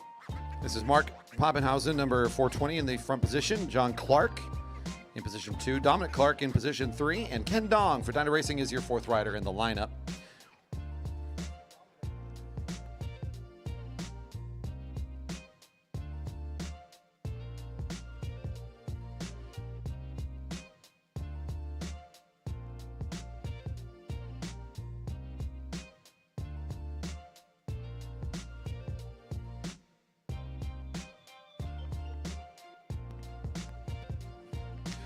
I did misspeak, as of course now that we're into this round, the draw order will not be represented on the start list. So a little bit of order from my initial call. However, those 4 riders are present in this particular field. And it is Ken Dong at the back end. He did end up drawing that final position. It looks like Dominic Clark is the rider at the front of this group. The rider in the black kit leading out this field. And he'll be seeing 2 to go as around the corner. Got another half lap before their pacer will pull out of the way. That is Dominic Clark right there on the front. Right behind him, that's John Clark. And then Mark Poppenhausen is the pink rider in position 3, also for Dyna Racing.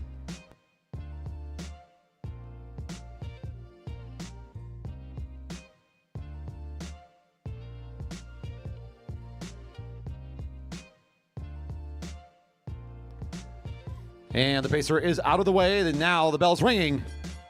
Dominic Clark on the front. 1 to go.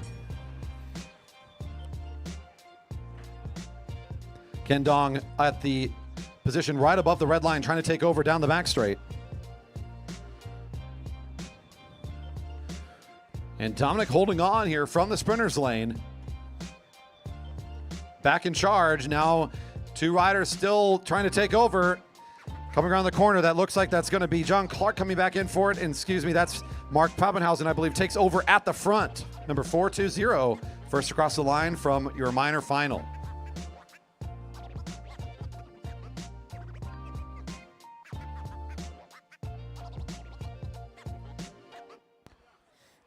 And that means we're now looking at the major final for the age group. This is our Masters Men major final. These 6 riders qualifying in the front of their heats. Andy Lynch drew position number 1. That's the rider for Coalition at the front with that red helmet. Right behind him is the blue of Kenny Williams. Racing still for the Center Cycles race team this evening. Alistair Lay, I believe, for Drop Bar is in position 3. That's number 322. Dave Chipchase for Liquid Velo in position 4. Right behind him is Mike Darlene, also for Center Cycles in the blue kit. And Eric Waterman for Dyna Racing is the last rider in this group of 6.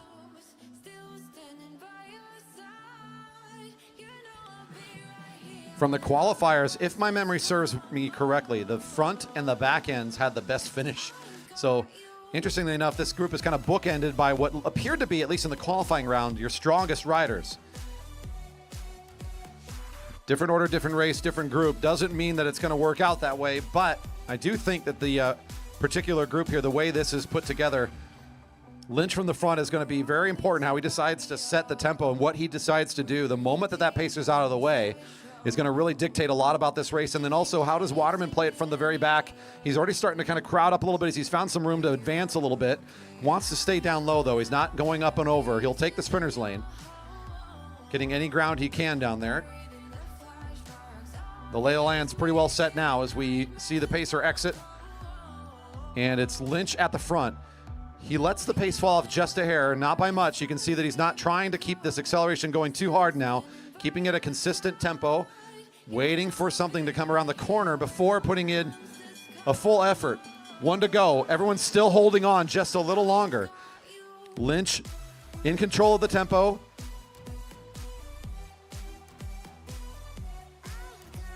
Waiting for the move to really start down the back straight. Lynch just going to have to power it from the front. From a sitting position, he's bringing that bike up to speed pretty well. Kenny Williams trying to hold on to him. Lynch from the front, making it look pretty good. Lynch from the front. Lynch just holds on for a good 200 meter strong effort there at the end. Nobody can come around him. He dictates the pace, as I kind of mentioned. He holds firm. The field respects him until they hit turn 2, and then he just takes off like a rocket, and then that's how the race ends. Lynch and Williams coming across the line 1 and 2.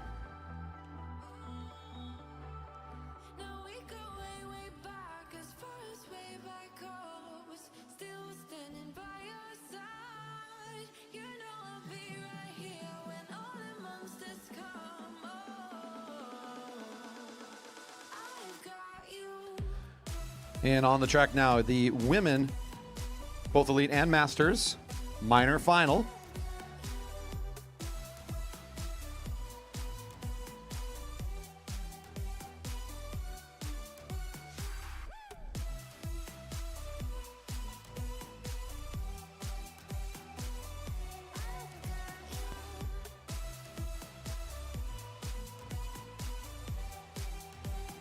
And your minor finalists now coming on the home straight at 3 to go. You got Sarah Lynch in the black for Jay Baker Jr.'s right at the front. Jasmine Chuang at 222 right behind her. Number 17 in the blue is Gabriela St. Clair. In position 4, currently number 10 for the Breakfast Racing team, Henrietta Watts. Amar Edwards for Team Mama Bears in position 5 behind her.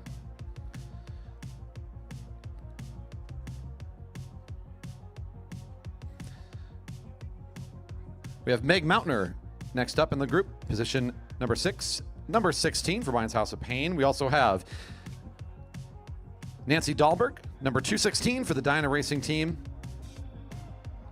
And Aiko Fujikawa for the Hoggins Berman Racing team. That's our full group out here tonight. At 2 to go.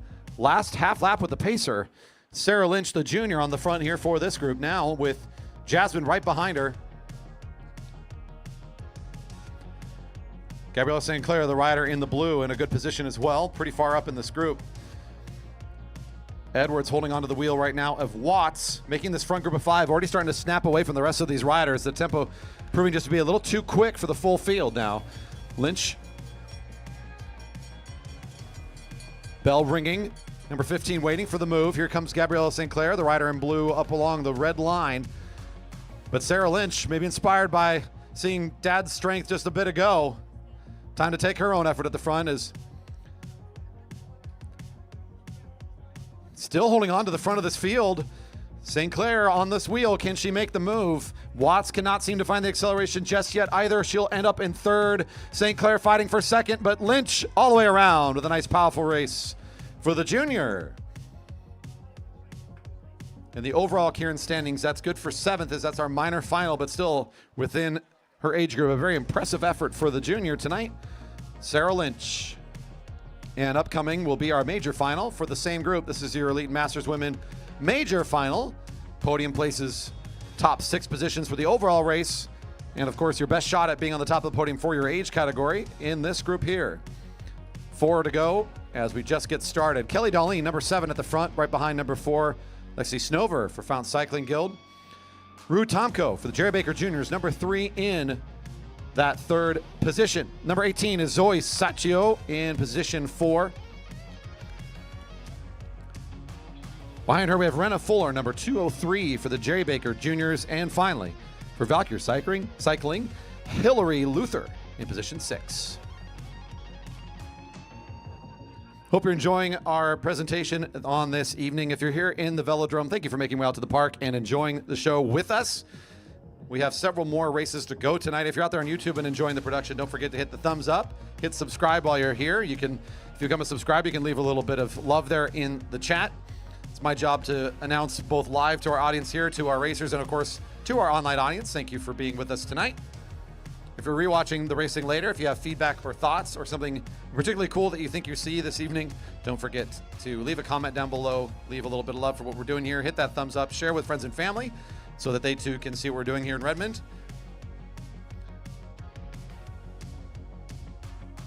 Fred's race continuing on with these Keirins. We're into our finals for the groups that had their qualifying heats. This is the Master and Elite women combined together for this major final. Top 6 positions, only about a lap and a half away now as the pacer is just about to make its exit. It's still Kelly Darlene, number 7 in the blue for Rice University, in the lead spot. Snover with a very dominant race in the qualifier, and just about every time Snover takes to the track, she shows the kind of power she has. The rider in second position will be a huge factor in this one. No doubt about it. Bell ringing at 1 to go. Who will find the line first? Rice at the lead out position right now. Rice University still leading it. Here comes Snover for Fountain Cycling above the red line, trying to take over. Rue knows exactly whose wheel to watch, as Tomko is going to try to glue onto that rear wheel and follow the move. Down the back straight, Tomko, Snover, and here it comes Sacchio, number 18, into the mix as well. Tomko trying to round the corner, take over ahead of Snover. Snover powering it out. Snover, Tomko, Snover, Tomko, number 3. Times the acceleration. She said it before. She's like, I'm not a true trackie, says Snover. But man, she makes it look good. She very powerful lap there from the rider in green, Tomko. Nice job to close it down.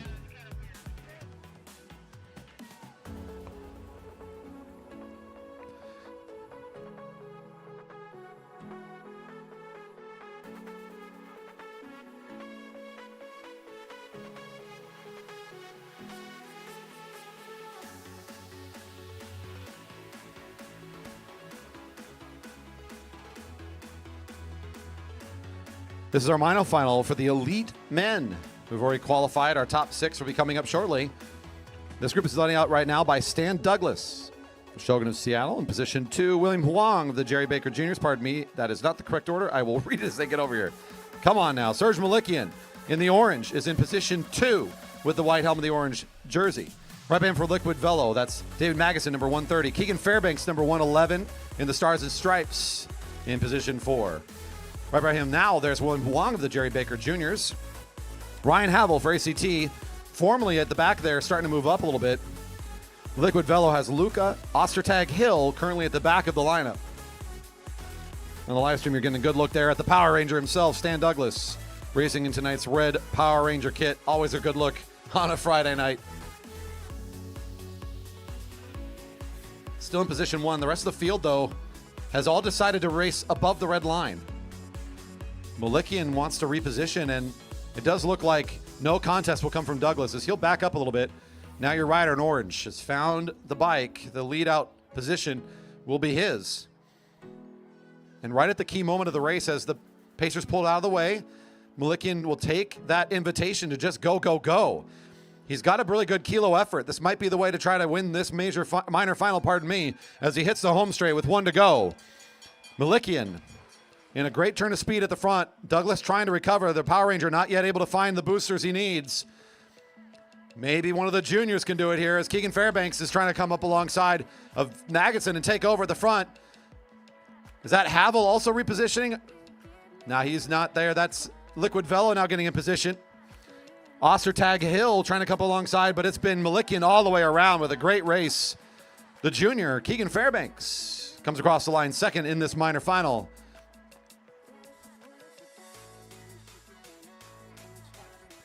And I believe this is our last Keirin.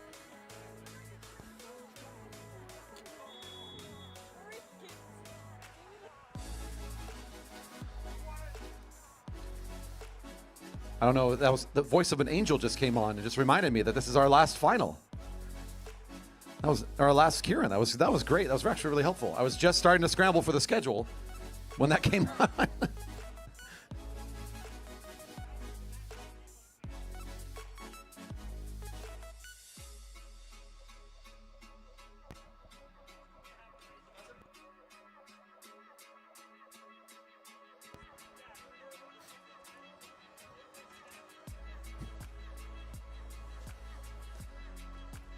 And here is your major final for the elite men. Your top 6 out of the qualifiers all coming together for this exciting finish for our Keirins this evening at 3 to go. Josh Sherfy on the front of the group for Coalition of Cycling.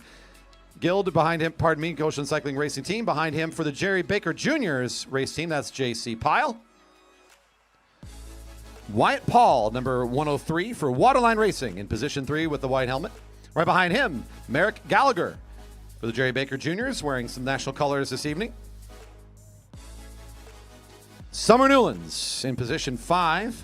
The Portland Speedster has been taking us by storm here. And Andrew Carlberg in position 6 for Leading Factory Racing. I was reminded of Wyatt Paul's current elite national championship in the kilo, which is a pretty big deal when it comes to racing this particular race. So look out for Ryder in 3rd position to be very much a factor here tonight. We saw in his qualifier how powerful he was. The junior has got a great wheel. He's right behind him. Also known for his kilo efforts. He's going to want to try and follow Wyatt through this effort and see if he can get him at the line. Ooh, coming into this final lap, the bell's ringing. Things are starting to brew a little bit here.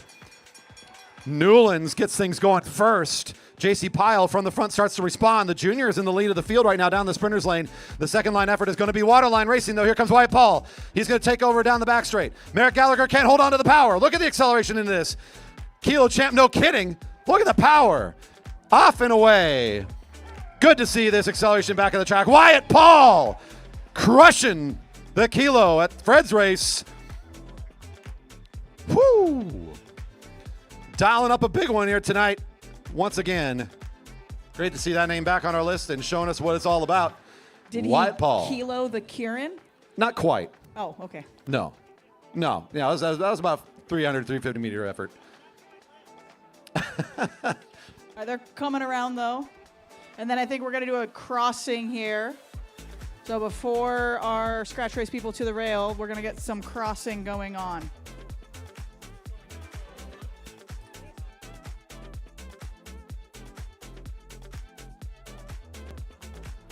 So we have some scratch races coming up here for all of our groups. So up next, we've got several scratch races, a little bit of a crossing here for some of our riders, as some of them are here just for one event. They don't need to stick around the whole evening, so we'll let some of our athletes cross.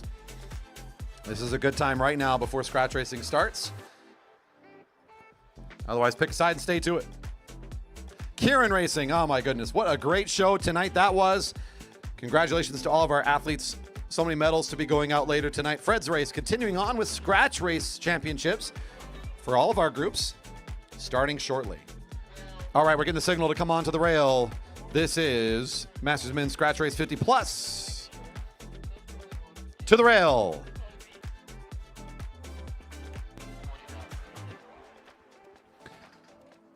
Mass start racing now. We get to go to the classic, the Scratch Race.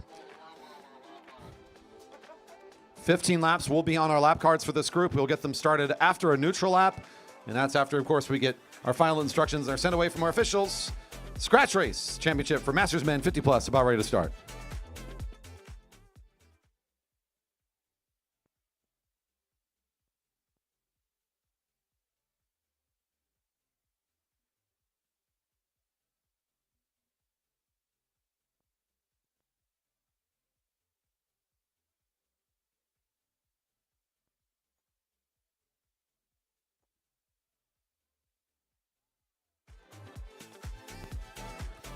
And riders into the neutral. Scratch Racing will race the scratch distance, shown as 15. Race starts after the neutral. You hear a whistle out of turn 4, and then we'll get this thing going.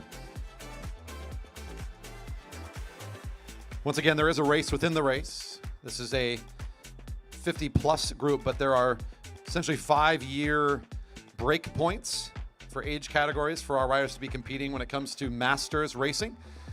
So for championship purposes, there's a lot more positions than just the front of the race to be concerned about. If you're in this field, you are thinking about your age group. So one sort of factor that can be different is sometimes someone will be off the front. You think, well, why is nobody going to go get them? Well, maybe all the workhorses in the field aren't in the same age category. They're not interested in competing with that particular person as the race gets underway. That's something that is unique to Fred's Race weekend here for our track, or if you watch Masters racing in general, you're more familiar with that sort of in the race dynamic. Why not race them separately? Well, nobody wants to show up for a race with necessarily 2 people. Sometimes your age category may not be well represented. So put them together in a field so you have this race dynamic that's more lively, that's more competitive, that's more enjoyable for us, it's more enjoyable for them. Keeps the race moving along too as well, with you have more riders to work, more momentum in the field. That's just better for the sport and all. So a little bit confusing to comment on during the race. So as usual, I will stick to commenting on the overall landscape of the race, who's in first, and kind of what the group is doing. But just know that if you check those results later, if you have any interest in the riders, your age group may not necessarily look like the finish order that you thought you saw, just because of the way it all plays out. I think that's my general disclaimer. Hit all the general points for Masters racing. It can be a lot. This group getting underway just in their first lap, as they did get the whistle, and they are going down and counting down these laps together. A 15-lap race now, seeing 13 to go.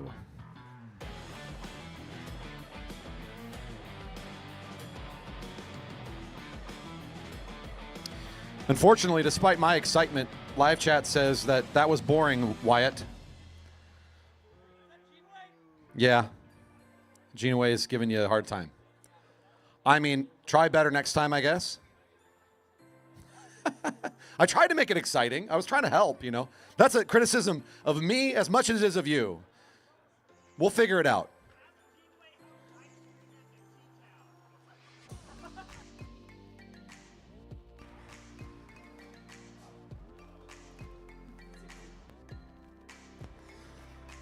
Rocking and rolling here. A couple laps down. In fact, 4 laps completed so far for our field.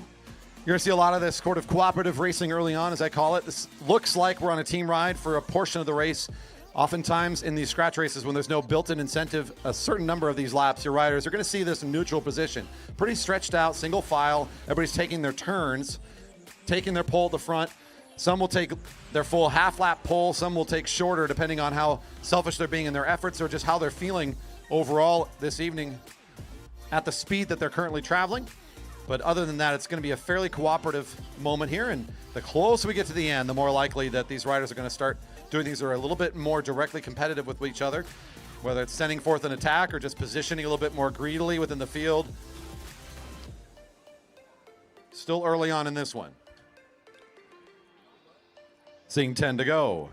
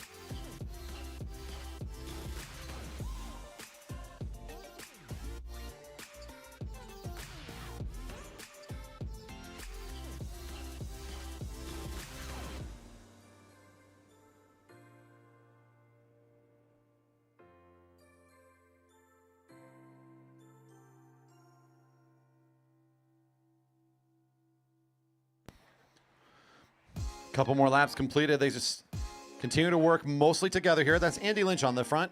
Saw his success in his age groups. Keirin earlier tonight. Great rider from the front. A nice, consistent, powerful effort he showed in that particular race. So if it comes to a bunch sprint, look out for Lynch to be involved there. Look out for that red helmet to be working his way into a good position. 7 to go. It's the blue of 10-Speed Hero and Mike Robson, number 126. Looking to factor in tonight as well as a crafty, smart finisher. Mike Darlene for Center Cycles at the front, wearing the blue with that black helmet. McLaughlin right behind him, the Shark from Portland, saw what he was able to do during his Keirin events, and once again looking to be a factor in this scratch. He's not going to be taking many pulls, though. He's looking to be very sneaky in this group. Benefit from the work of others and sprint when it's needed. Kenny Williams now takes lead role, number 142. Makes way for Chad Brothers, also of the 10-Speed Hero race team, but we're racing in the white variant. Pulls out of the way quickly.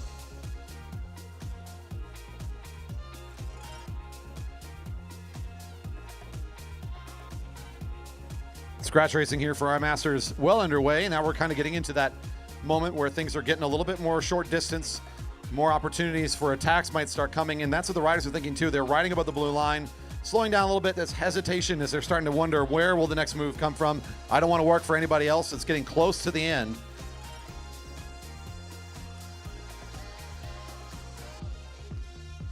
Riding very high here at the blue line, leaving the lane of attack wide open. It looks like they'll maintain this position at least through the back straight. That's Lynch up along the rail. The field will respect him. They've seen him many, many a time pull out some impressive victories around our area. So they're going to continue to watch his wheel at this point. Down low, Raymond kind of taking the open invitation to just get to the sprinters lane, take the short line. It'll fall back to the back of the group and follow the inertia of the rest of the field.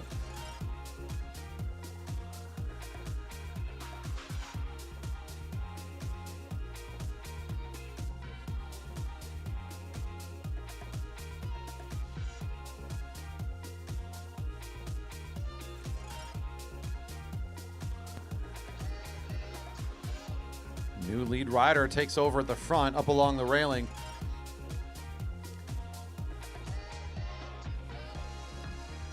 It's Ludo Max, number 131, for a moment there, has the lead. And now yet another change in the lead as Mike Robson comes into position.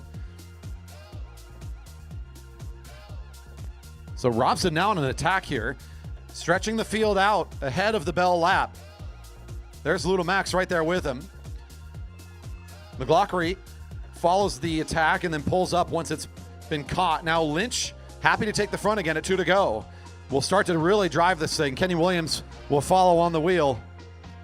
Lynch and Williams hitting turn 1 and 2 together.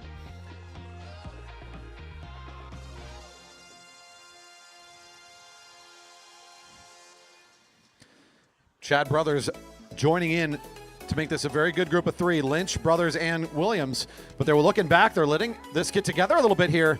The bell's not yet ringing. There it goes. 1 to go. And there's 3 riders, 2 really working together here. Robson and Little Max starting to bring this back together again. There's been too much dancing going on. Sprinters lane's not quite open. That door's already closed down as Robson's there. He's a little bit caught underneath Williams now, though, as Lynch is in the lead position. Williams has got a great spot. If he can find a little bit more kick here into the turn, it will be Lynch from the front, though, just able to power it through. It looks like it's Keirin race all over again. Just can't come around Lynch.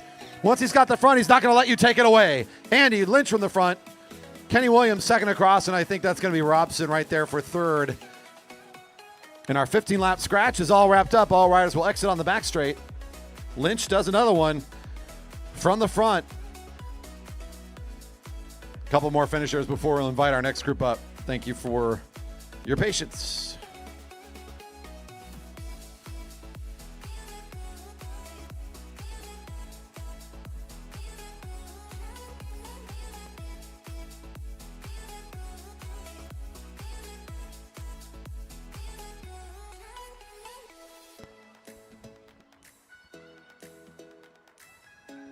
And we should be clear. Masters Men 35 plus scratch race to the rail.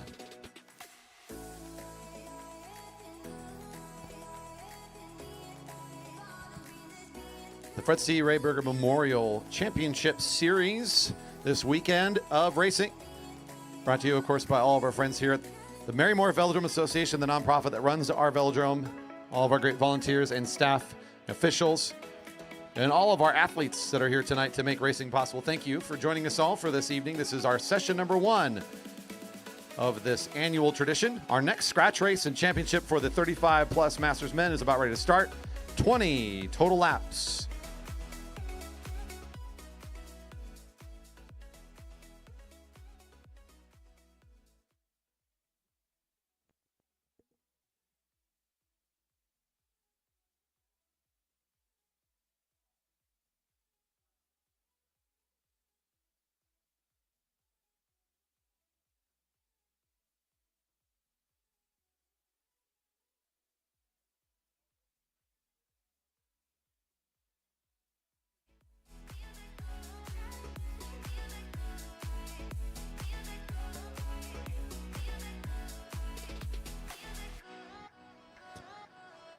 Off to the neutral they go. A scratch race upcoming. We'll start them out at turn 4 for 20 laps total, as long as they're still all together.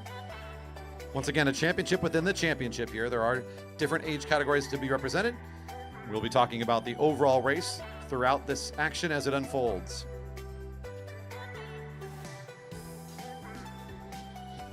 Masters and Elite Women's Scratch Race is coming up next, followed by the Elite Men's Scratch Race. That'll be our final race for the Friday night session. Those interested would want to tune back in for some time trials tomorrow morning starting at 10 a.m. We'll be broadcasting and talking about the action then. And, of course, another evening session tomorrow starting at 5 for the 200 meters. Whistle is sounded. Racing is underway. 20 laps to go.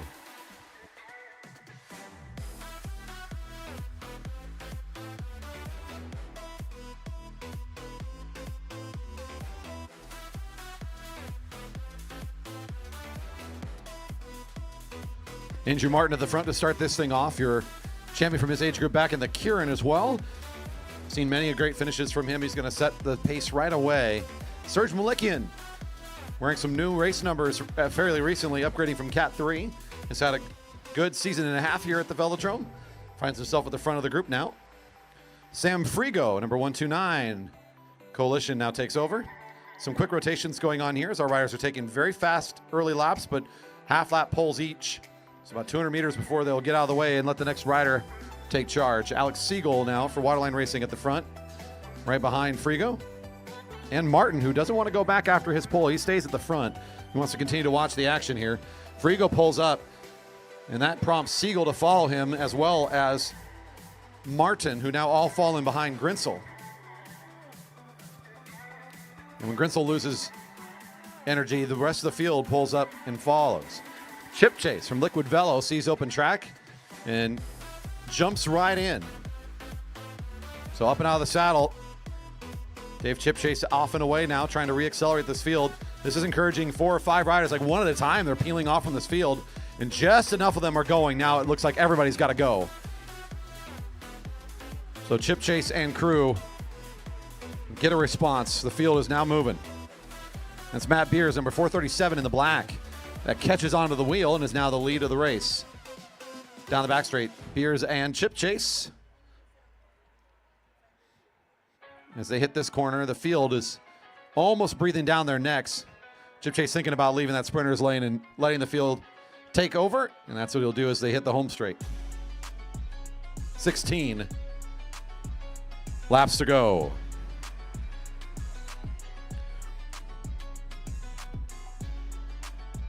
Willie Gonzalez there at the front for just a moment, number 140.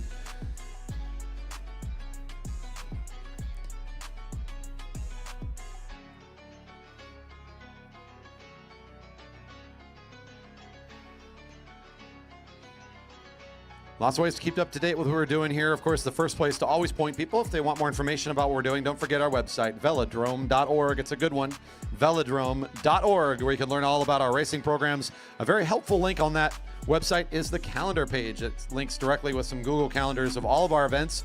You can even sync your personal digital calendars with them.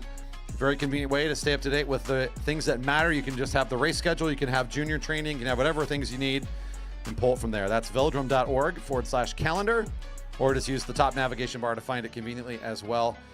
Follow us at JB Velodrome on most socials, including where we stream live every single week right now on YouTube at JB Velodrome.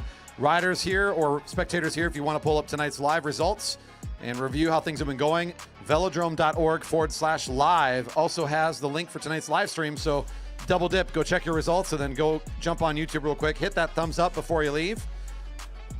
Share it with friends and family. Let them know that you're at Fred's race and that they can watch the racing too. And if you're out there right now watching and enjoying the show, don't forget to leave us a little bit of love while you're here. It really goes a long way to help support track racing. We are the only velodrome in the Pacific Northwest of the United States.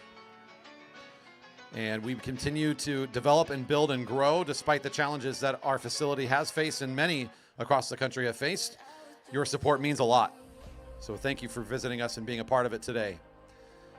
On the back straight, the field getting a little bit pulled apart for a moment. We can see things starting to come back together again, and they ride wide as the sprinters lanes starting to accelerate underneath some of the resting riders up higher on the track. 12 to go, not quite to the halfway point. Robson takes over at the front. There's Frigo again.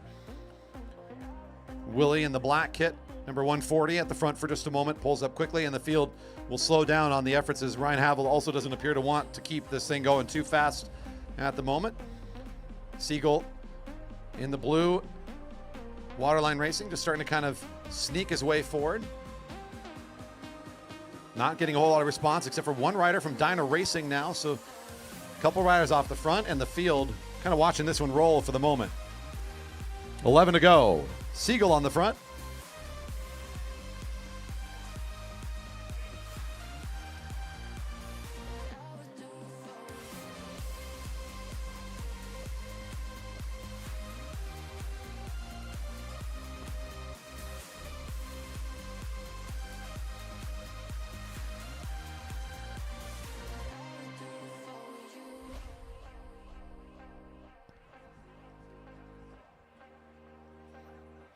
Now seeing 10 to go, you've got a small break of 4. And by small, I mean the distance is pretty close to the rest of the riders.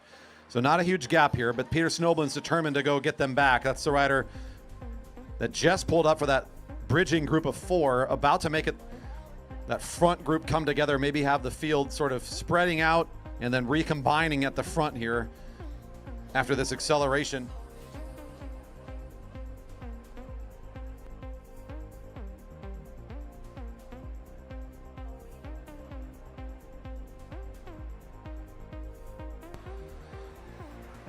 The lead 4 are still in position here. As it appears, Scott Grinsel for Dyna Racing now in the front is providing a little bit more battery to this group as they're running a little low on reserves. And just in time, it looks like 2 more are going to jump up, making this now a group of 6, your lead group, about the same size as the field behind them. So we got 2 groups of 6, pretty close together. Everyone's seeing 8 laps to go. Your lead of 6 now joined by Haggard, the rider for Waterline Racing, number 123, and Andrew Martin, currently in 3rd spot, the blue with the white helmet, have joined in on this group of 4 to make it 6. And the rest of the field pretty well spread out now, just trying to scramble their way back up there. That's Sam Frigo for Coalition that's just about to make his way back up into the lead group. Still plenty more laps to go, so all this speed, it's really just trying to whittle down whatever battery, whatever reserves, any energy these riders got left before the big finish. Martin now in the front for the field, as really the front group has become our field. A couple stragglers still trying to get their way back up to that main group.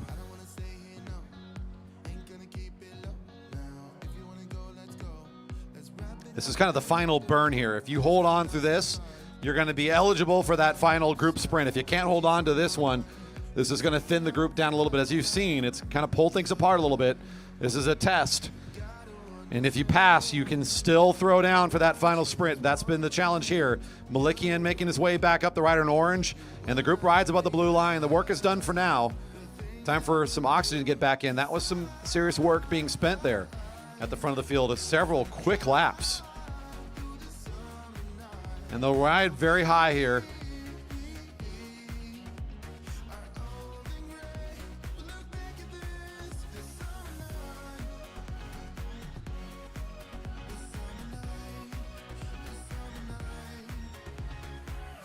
Matty Hurd is looking around, seeing if there's any responses. He's going to try his own attack now. Sneaking away a little bit, and they'll let him, so he'll just casually roll in front of the group at a higher tempo. The rest of the field now starting to respond. Too close to the end to let any lone rider get too far away. Willie Gonzalez does most of the work there to encourage the group to catch back on.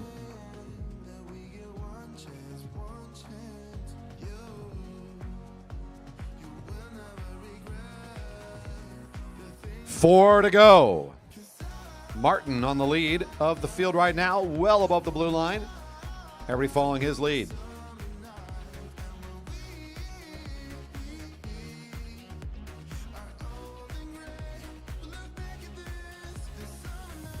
Looks like Matty Hurst again is going to try to roll one up. This time a bit more of a jump out of turn 2. Not as casual of a roll up. This is a true attack. And let's see what he can do with it. He's got some response from Grinsel for Dyna Racing, now trying to catch back on at 3 to go. Hers into his full turn of speed here. He's got Grinsel. He should come back in the sprinter's lane. He will. He's going to try to find some help here. Grinsel reaccelerates it. He's on a good turn himself. So he holds on to the rear wheel. These two have now combined together. They're dangling in front of the field, providing them a little bit of a target almost at this distance. The field now has Sam Frigo on the front. Coalition Cycling in the turquoise and black, starting to work this down together a little bit more, but he pulls up quickly. Your leaders still have a couple seconds here at 2 to go. Now the jump from Dyna Racing. This is going to be a very quick bridging effort.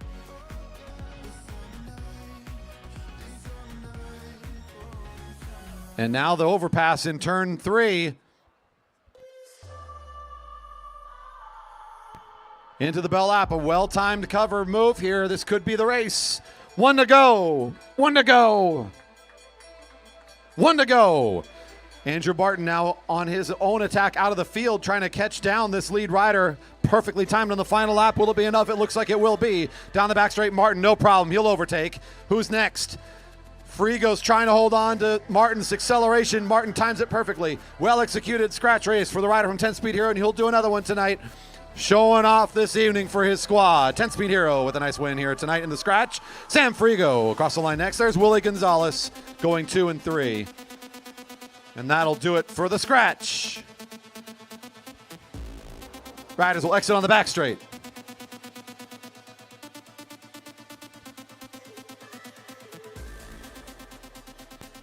On deck, Masters and Elite Women Scratch Race.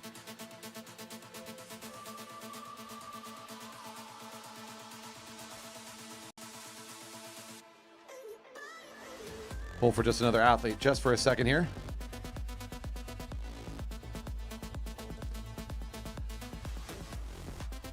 And that should clear us up. Masters and Elite Women scratch race to the rail.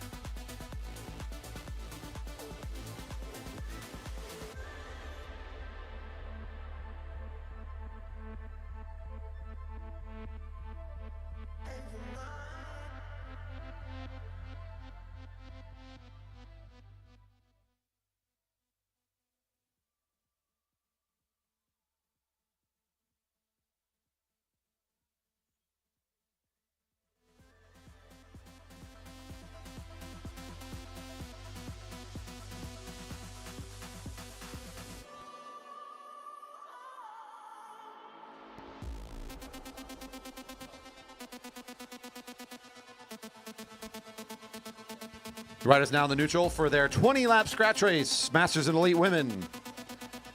2 more scratch races on this fine Friday evening. I do mean fine in the it's just fine. It's not great. It's not amazing. It almost didn't happen. That rain was daunting for a while. But you know what? We all just kind of held our ground. We weathered the actual storm. It wasn't a storm. That's actually really overstating it. It wasn't even a squall. It was a light downpouring for an hour. A sprinkle. And then we got it in. We've got our racing. Fred's Race Session 1. We are doing it. 2 more scratch races. We're almost there. This nice evening together. Thank you all for staying with us. We've just got 2 more beautiful scratch races up ahead. A 20-lapper now underway for the Elite Women and Masters Women. And on deck, 40 laps for our Elite Men. And should be some dynamic racing upcoming here for sure. Racing will pick back up again tomorrow. If you haven't heard about the weekend of racing that is Fred's Race, Saturday morning at 10 a.m. time trials. Saturday evening, more mass starts and sprint tournaments going on tomorrow. The qualifiers starting up at 5 p.m. Regular starts at 6. All the regular Friday night accoutrement, including live streaming, beverage garden, food truck, will all be a part of that experience as well. Don't miss it. 19 to go. What's this? We got ourselves a pretty early attack here. Zoe Sacho, number 18. Pyatt Extreme Team taking over the front on an early lap.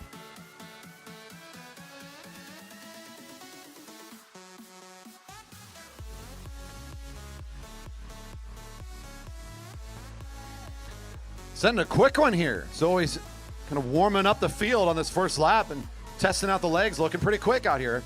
Snover matches tempo quickly. There's Kelly Darlene, Ruth Tomko, Hillary Luther, some names that you'll recall back from the Keirins. It was Tomko that bested the group there. Followed the wheel of Snover right up to that finish line. Well-ridden finish for the junior. This is another great race for them. Race smart, race in the right place, and have great power at the end to win. We'll see if the junior can pick up another one here on this one. We just saw Saccio getting out there, number 18. Clearly has some power to show off tonight if she's doing an attack that early just to kind of pick up the pace. And, of course, don't forget about Snover. If that rider is allowed any track room to just start riding and rolling away, the race will suddenly become a one-woman race as Snover will just take over.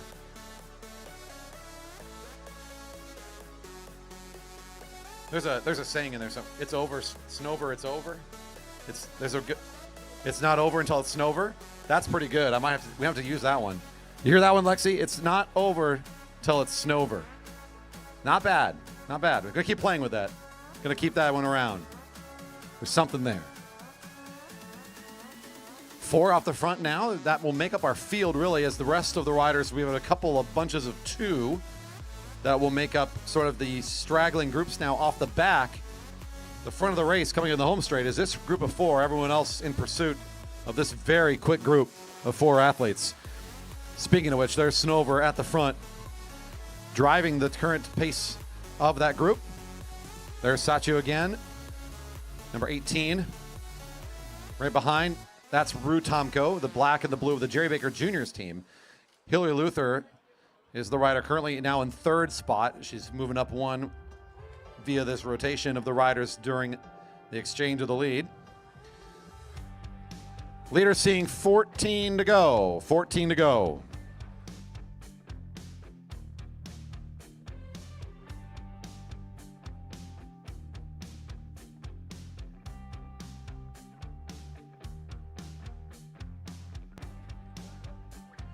Looks like Renna Fuller and company being overtaken here, so should be scored down the lap as the leaders will take them in turn 3, I believe. Your next closest group on the track is just now entering turn 3. That's Darlene and Watts working together. So the blue of Kelly Darlene, Breakfast Racing Team, is Henrietta Watts here tonight. They're going to be working together as a team as best they can to hold on to the leaders. Next up, I believe that's going to be Lynch. And here's your leaders on the back straight, continuing to work at a really quick tempo. And look what's happened. We're down one rider. It's now 3. That's Hillary Luther starting to lose the tempo a bit here. So this has just really turned into sort of a team pursuit almost. These riders are just drilling it nonstop. And really, when you start this race and you look around, you say, okay, who's got the athleticism to do this kind of effort? It's probably not even half the field, right? Okay, well, let's go. And the calculation was right. These riders are able to ride at a certain speed, at a certain power, and a rate that's just a little bit above what the rest of the field is able to handle. So they'll just apply that pressure right away, thin out the numbers, and now we've got a race of 3. Luther's still fighting here, and if this front group of 3 ever lets up, she might be able to find her way back in. But as the current pace, it's just going to get harder and harder to find her way back to the front. Just crossing that finish line ahead of your leaders, that's Lynch and Fuller working together, 2 of your Jerry Baker Juniors. About to be caught, and also will be losing a lap here shortly if these 3 want to stay on it. Although here's that moment where they're resting just a little bit. So a little bit of a moment to pull off the pace. They've already done their damage. It doesn't really seem like they're going to be losing anybody from this group of 3 anytime soon. So you're almost racing against yourself at this point if you're working too hard. Hillary Luther still within striking distance. Just now coming onto the home straight. You can just barely see her there in the shot. If you're out there watching online, you're 3 on the front coming under the Velodrome sign now, just passing around the 2 juniors there who will be scored down the lap. You have the pursuant Luther after that, and then a couple more straggling groups around the track.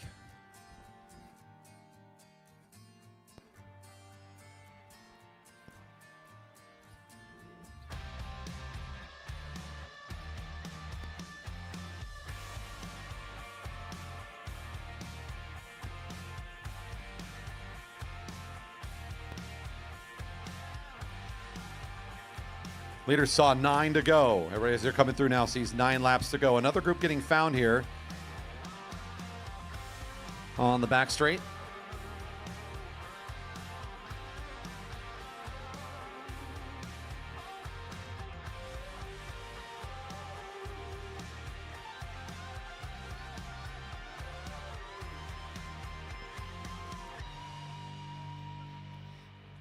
These 3 continue to make it look very smooth. They came in tonight with great overall athleticism, a good mix of skill sets here, though. And if Tomko can play it smart, not spend too much energy here pulling for the other 2, they've got a great shot of winning this. I have less information on number 18. Saccio showed earlier she's got overall strength, and at this length of race, she might just have the edge to be able to win this. And, of course, we saw earlier what Snover can do in just overall power as she led out her Keirin event before getting taken right at the end by the juniors. She's got really good endurance. Coming to us from road cycling, the Fountain Cycling Guild has got a very strong presence in the Seattle area in a variety of road racing formats. Not as much here at the track. We've got a couple really great racers that we see frequently. She's made a real big statement since she showed up about a year ago. And here she is. I'm talking about her. She says, I'll show you this is what you're trying to say, Corey. I got this. And she'll just open up a really big attack right now and try to drop these 2. Because she knows the sprint is a tough one to win against these riders. She saw what Rue can do earlier. Why have that happen again? Let's just ride away. Goodbye. This is going to be tough here now. Saccio, number 18, has to try to go get this thing back together again along with Rue. This is just not the kind of athleticism they're built for, though, tonight. Snover, how do you compete against this? She's not going to let up. So now it really is. Can these 2 young riders find the combined effort and power they need to hold on as Lexi is just going to absolutely open this race up for herself. And leader seeing 5, overtaking through the turns. Couple of riders going down here to the leader.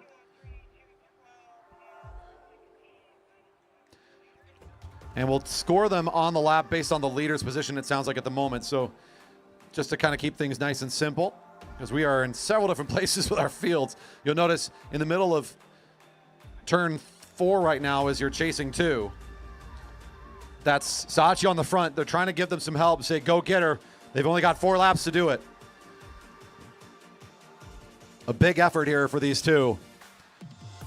The one rider off in front, though, is just so powerful as now Snover even comes all the way around up to Luther now. That's the kind of overall strength that she brings here. Your leader seeing 3 to go. 3 to go for Snover. 3 to go.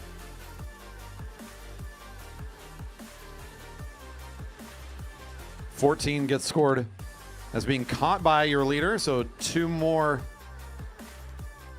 about to find Luther as well, as it's Tomko now in the lead for the Pursuant 2.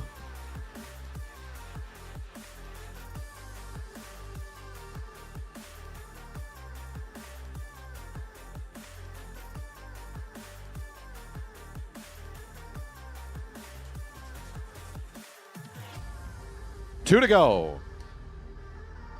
This is Snover's race to lose at this point, but if you are watching closely, you'll actually see the gap has shortened just a little bit here. Sachio is making some gains. Now, can Tomko help finish this off? Is that going to be the goal? Oh, this could be interesting. Sachio has brought this thing down. A long pull from number 18. Tomko's now taking over.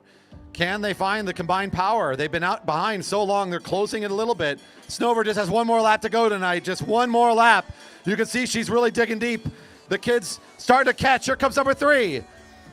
They're finally making their way back up to Snover. The solo break will not survive. Tomko about to catch down the back straight. Sachio in position. Snover, Herculean effort on her part will not be enough as the 2 catch in turn 3. Now it's Tomko and Sachio.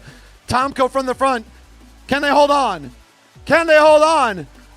Sachio trying to come around. It won't be enough. Tomko, Sachio, Snover. 1, 2, and 3.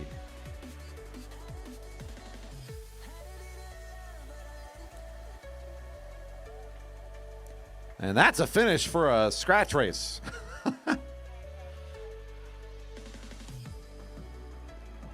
Still have some riders finishing up. Great finish all around for our Masters and Elite women in the scratch race. Riders exiting after this lap.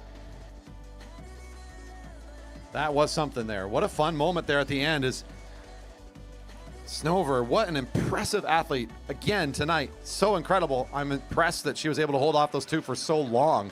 1 versus 2, it just didn't quite work out. Maybe a little early on the attack. Maybe she could have held off a lap or 2 more. Oh, it's hard to know. An incredible race nonetheless. We are calling up the last race of the evening. Elite Men scratch race to the rail.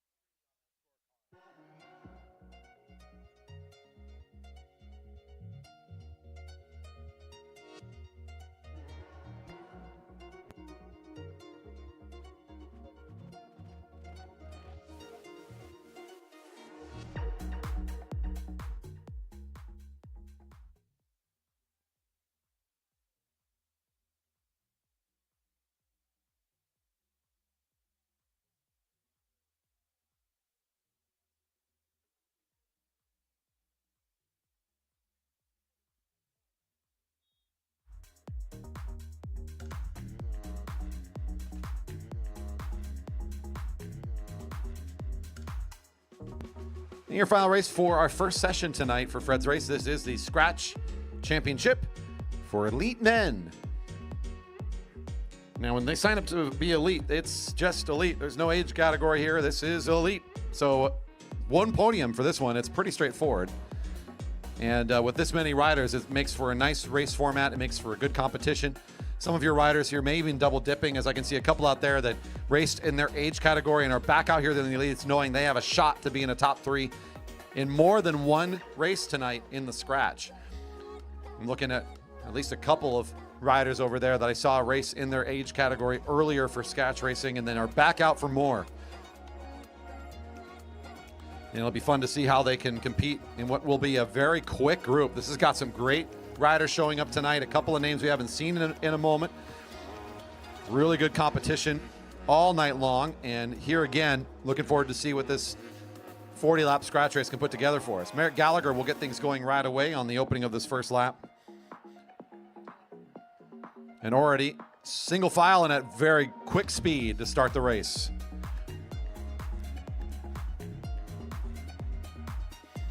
They're going to be averaging, looks like a little over 30 already right out of the gate. Harrison Devine is number 128, is on the front with his Madison teammate right there with him. The winners of the Elite Madison earlier in our race program. Summer Newlands is here again.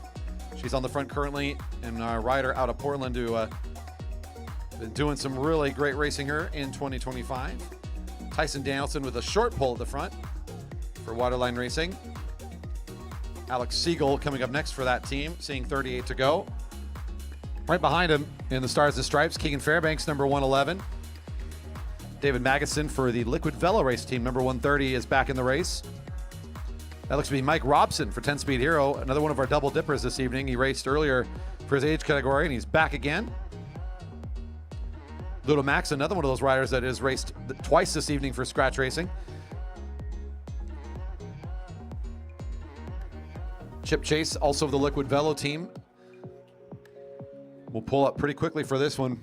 Ryan Havel for ACT, followed by his teammate, Quinn Kennedy. There's Josh Surfey of the Coalition Cycling team. I like how they're just working through the whole lineup. I can get more than half of the riders here as they come to the front. And a couple quick rotations there, and we're back to Gallagher for the Jerry Baker Juniors.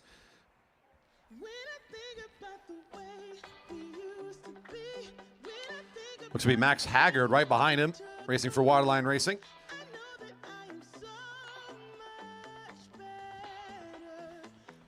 Devine keeping himself positioned near the front. There's Chris Wilson for Found Cycling. About 4th position in the group right now.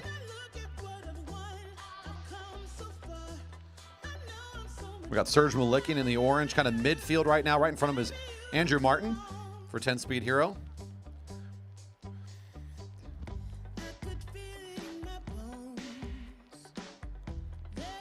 Plenty of laps still to go. We're seeing 35 now on the lap cards. There's Chris Wilson now making his way all the way to the front.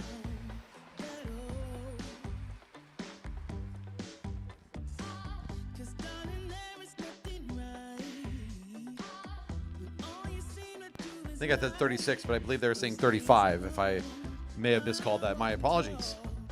Next time they'll see 34 to get us back on track.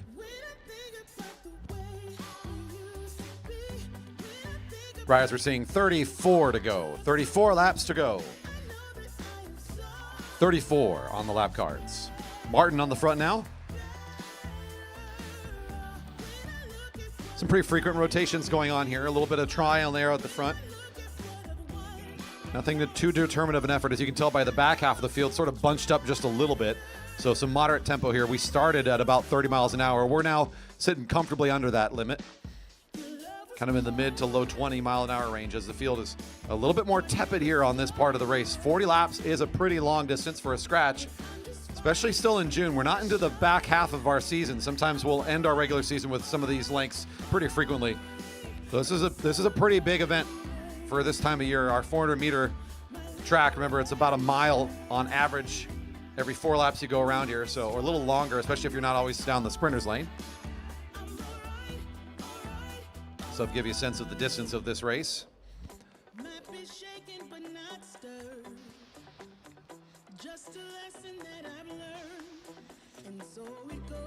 32 to go. Danielson at the front. Harrison Devine next up on the field.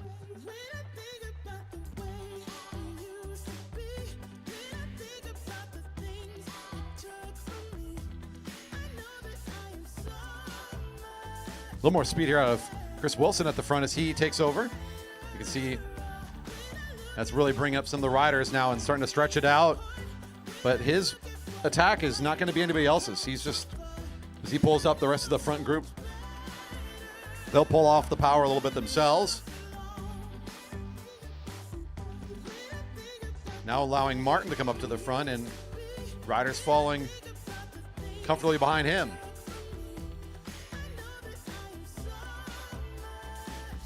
So a little less rest here in this part of the race, a little bit more overall aggression. The tempo has returned. It's a little bit more on that higher side of the speed again, as we're seeing a little bit more frequent motion from the front. Harrison Devine keeps the tempo going. Summer Newlands now takes over.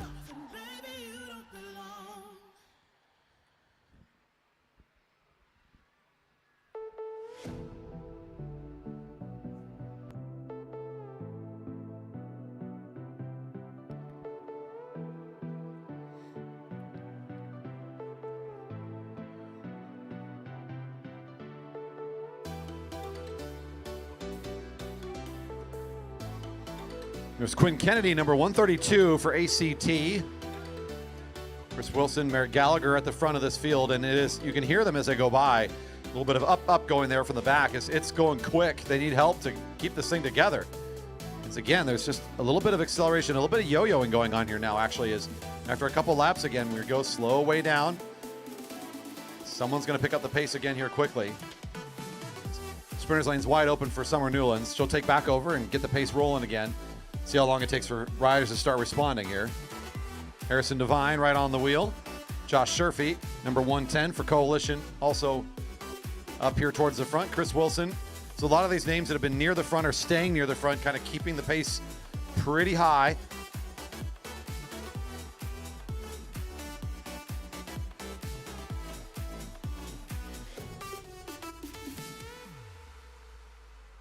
Chris Wilson seems very interested in keeping this quick. As he's coming to the front, he is making sure to accelerate a little bit, bring this thing up to a bit more speed. Newlands and Danielson both decide to take a very short bit of time there at the front as Danielson comes up before even taking the lead. And he'll slow back down behind Grinsell, who's not wanting to drive it quite as quickly. Gallagher quickly off the front. So a lot of changing up the front here. It just depends who comes to the front. And as that group moves to the front, the whole field slows back up again, waiting for the next leader to pick up the space and pull this thing back apart again. Now it's Quinn Kennedy at the front. We'll do this once more. At 26 to go, we're almost halfway into this race.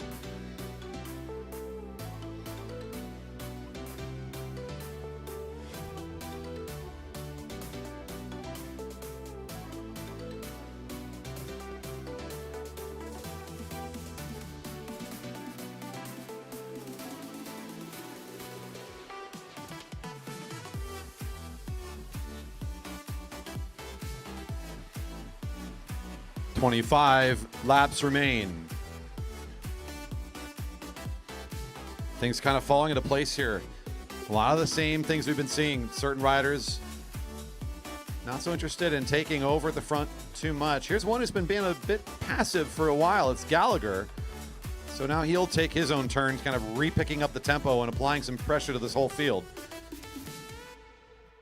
Your season leader here for the Friday Night Race Series for now going on about a year and a half. For Friday nights, Gallagher has been a dominant force here as a junior rider and an elite rider ever since joining the group. A little bit quiet in the early half of this one. Now he's going to try to set something up here for himself and speed things back up again. Now the field staying at speed behind Haggard and likely Summer Newlands. She'll actually abandon pretty quickly here, so a couple riders peeling off. Leaving Chris Wilson to do what he's been doing all night. He'll keep the tempo. 23 to go.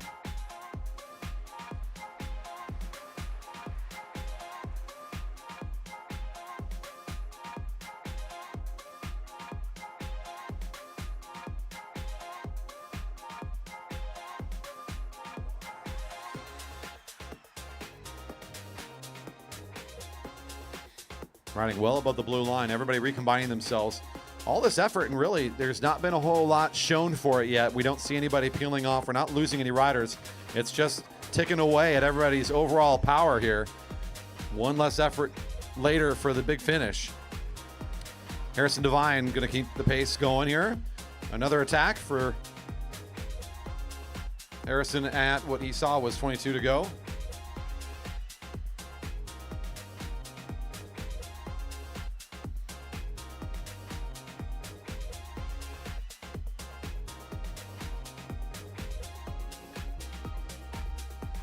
Robson catches and moves to the right. 21 to go. Gallagher on the front.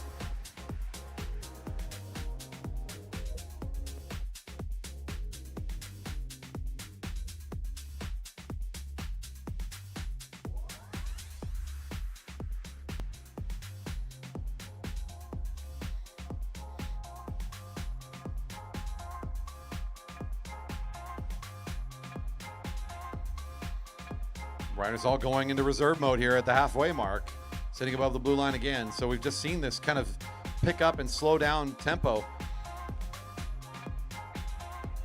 And now it's a lot of rest time here, almost a half lap where the riders have been kind of in this intermediary speed.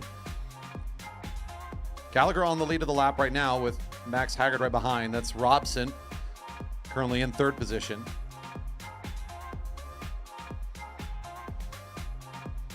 Again, a very moderate effort here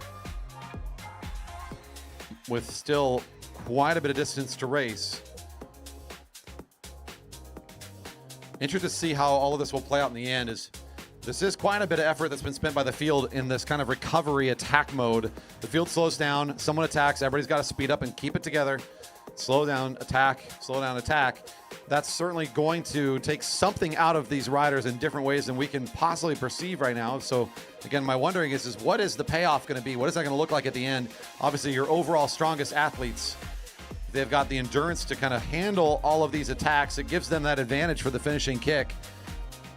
But also, all the riders are doing all this work kind of almost for themselves. Is that going to pay off at the end, or is it just wasted effort before that final sprint? At 18 to go, still a lot of questions left to be answered here before the finish. Still plenty of laps also for something to develop and build up from a group of riders that might be finally able to get away in one of these slowdowns. That's the time where you'll see these attacks that might come together. Now, it looks to be Harrison Devine, if I'm not mistaken, who makes the move out into corner 3 and now takes over. Summer Newlands and Quinn Kennedy are right there. That encourages Tyson Danielson, number 104 in the blue. Got a good turn of speed there as he brings his bike up to catch on to the leaders. And that'll be enough to kind of keep everybody still together. But strung out, and this time more so than you've seen throughout most of the race. So now you're starting to see a little bit of the body language that it is starting to sink in. We're getting a little bit more tired each and every time. A little less response, a little less snap from the field at 16 to go. Plenty of racing still ahead of us. Gallagher will once again start to launch one forward. It's in the back half of this race. The riders get a little bit tired. Time for the youth, time for the endurance to start to play a bit more of a factor maybe. Gallagher and Fairbanks off the front at the moment. Max Haggard now in position. He's going to keep it rolling here. It looks pretty stretched out at 15 to go. We're going to start seeing the impact here. Fairbanks goes high. Grinsell starting to follow. Gallagher stays low. Haggard reassumes the sprinter's lane. He's starting to just push this thing away. Look at the gap. This is one of our first we've seen of the race. Not a huge one just yet, but again, every time you see this, it's a little bit more of a gap each and every time. Gallagher doing the work just to kind of stay in position and not lose any ground. Haggard says that's enough. At 14 to go, it's starting to work.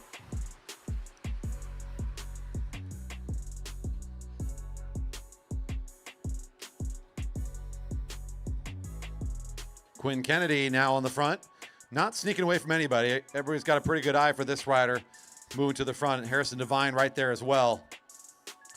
Not going to give them an inch of track space to play with just yet. 13 laps. You got to imagine the next time this field slows off and goes above the blue line, somebody is going to get it going, and it might just be a big enough attack to really start to see the geography, the landscape of this whole race start to look a little different.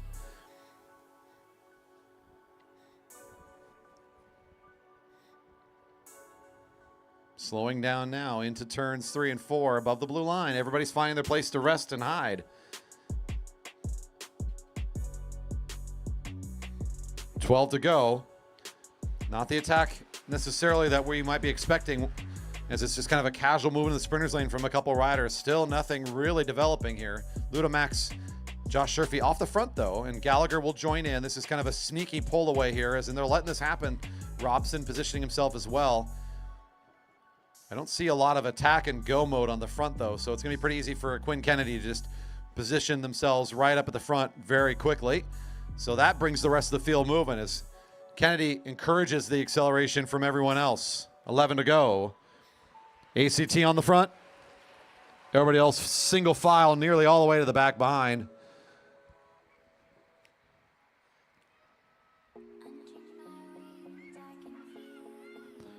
Got a question on the live stream about their speed that they go for 40 laps. I don't have the exact numbers, and this field tonight, they've been pretty up and down. I'm going to say they're in the averages of the mid-20s.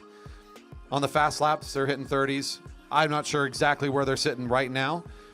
We've had, I think, some faster nights for our field, but this is moving pretty good now. Your Keirins tonight, they'll touch into the 40 range, right? So they're going to be getting them going that fast. So on your sprints, you're going to be seeing speeds close to 40 miles an hour, depending on the way that these riders are geared up this evening. When they're stretched out like this, though, you're in that 30s range. So when you see this sort of formation they're in now, that's where we're riding at about on average.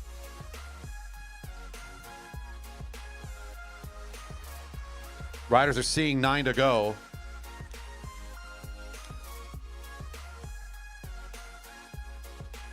And riding high again here. This is one of those moments where you think maybe somebody's waiting to launch something, and this is where you might see an attack or see someone head forward.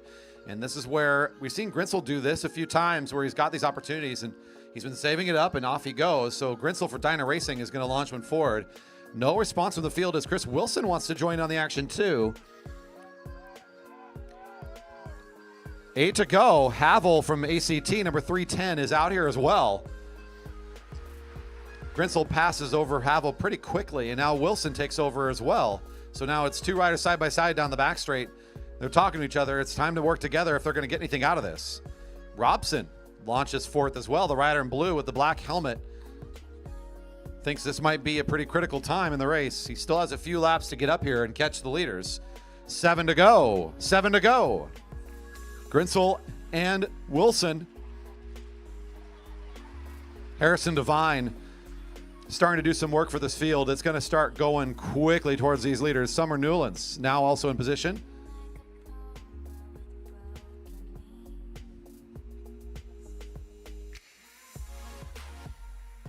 And most of the work being done there between Devine and Newlands to close this thing down.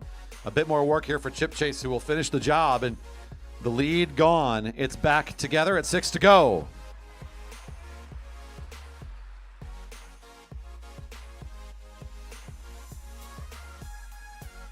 Fairbanks at the lead for just a moment. He'll pull up and give room.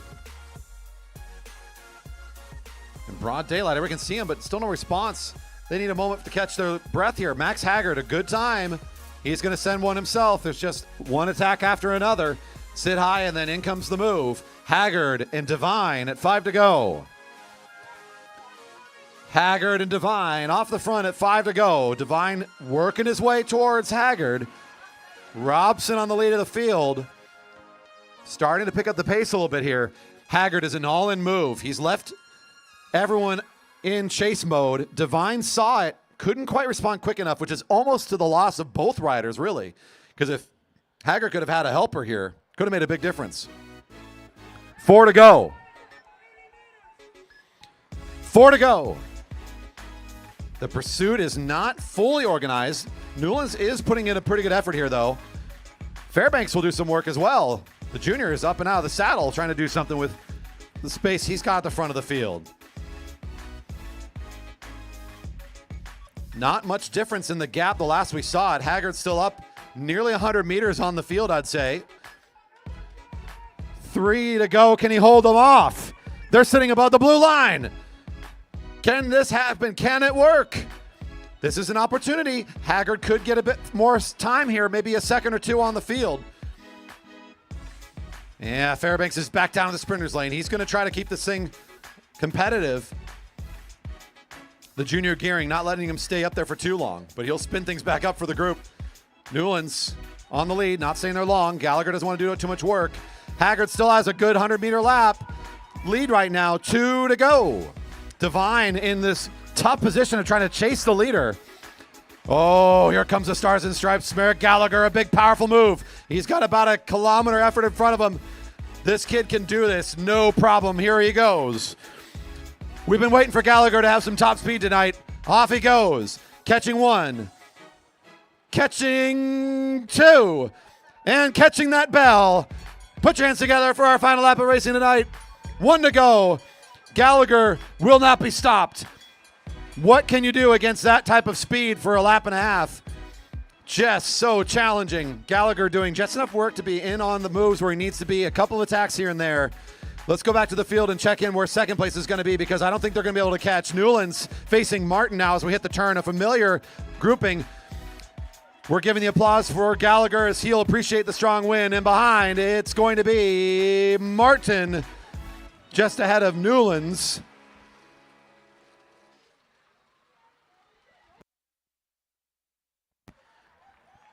Nolan Adams, I believe, 4th across the line here tonight, up in our group. Following the move of Martin and Newlands. Great sprinting from that group of 3, but it's not enough to catch on to the big attack and breakaway move of Merrick Gallagher.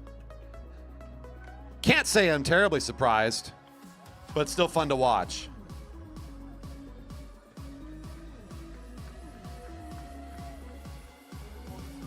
Fans and friends of the Velodrome, that is our program this evening. Fred's Race, session number 1 coming to a conclusion. Thank you so much for being a part of it tonight. A special thank you once again to our staff, our volunteers, our great officiating crew for keeping it running safe and smooth tonight, and all of our athletes for making racing exciting and fun this evening for all of us. We hope you too enjoyed all that was on offer.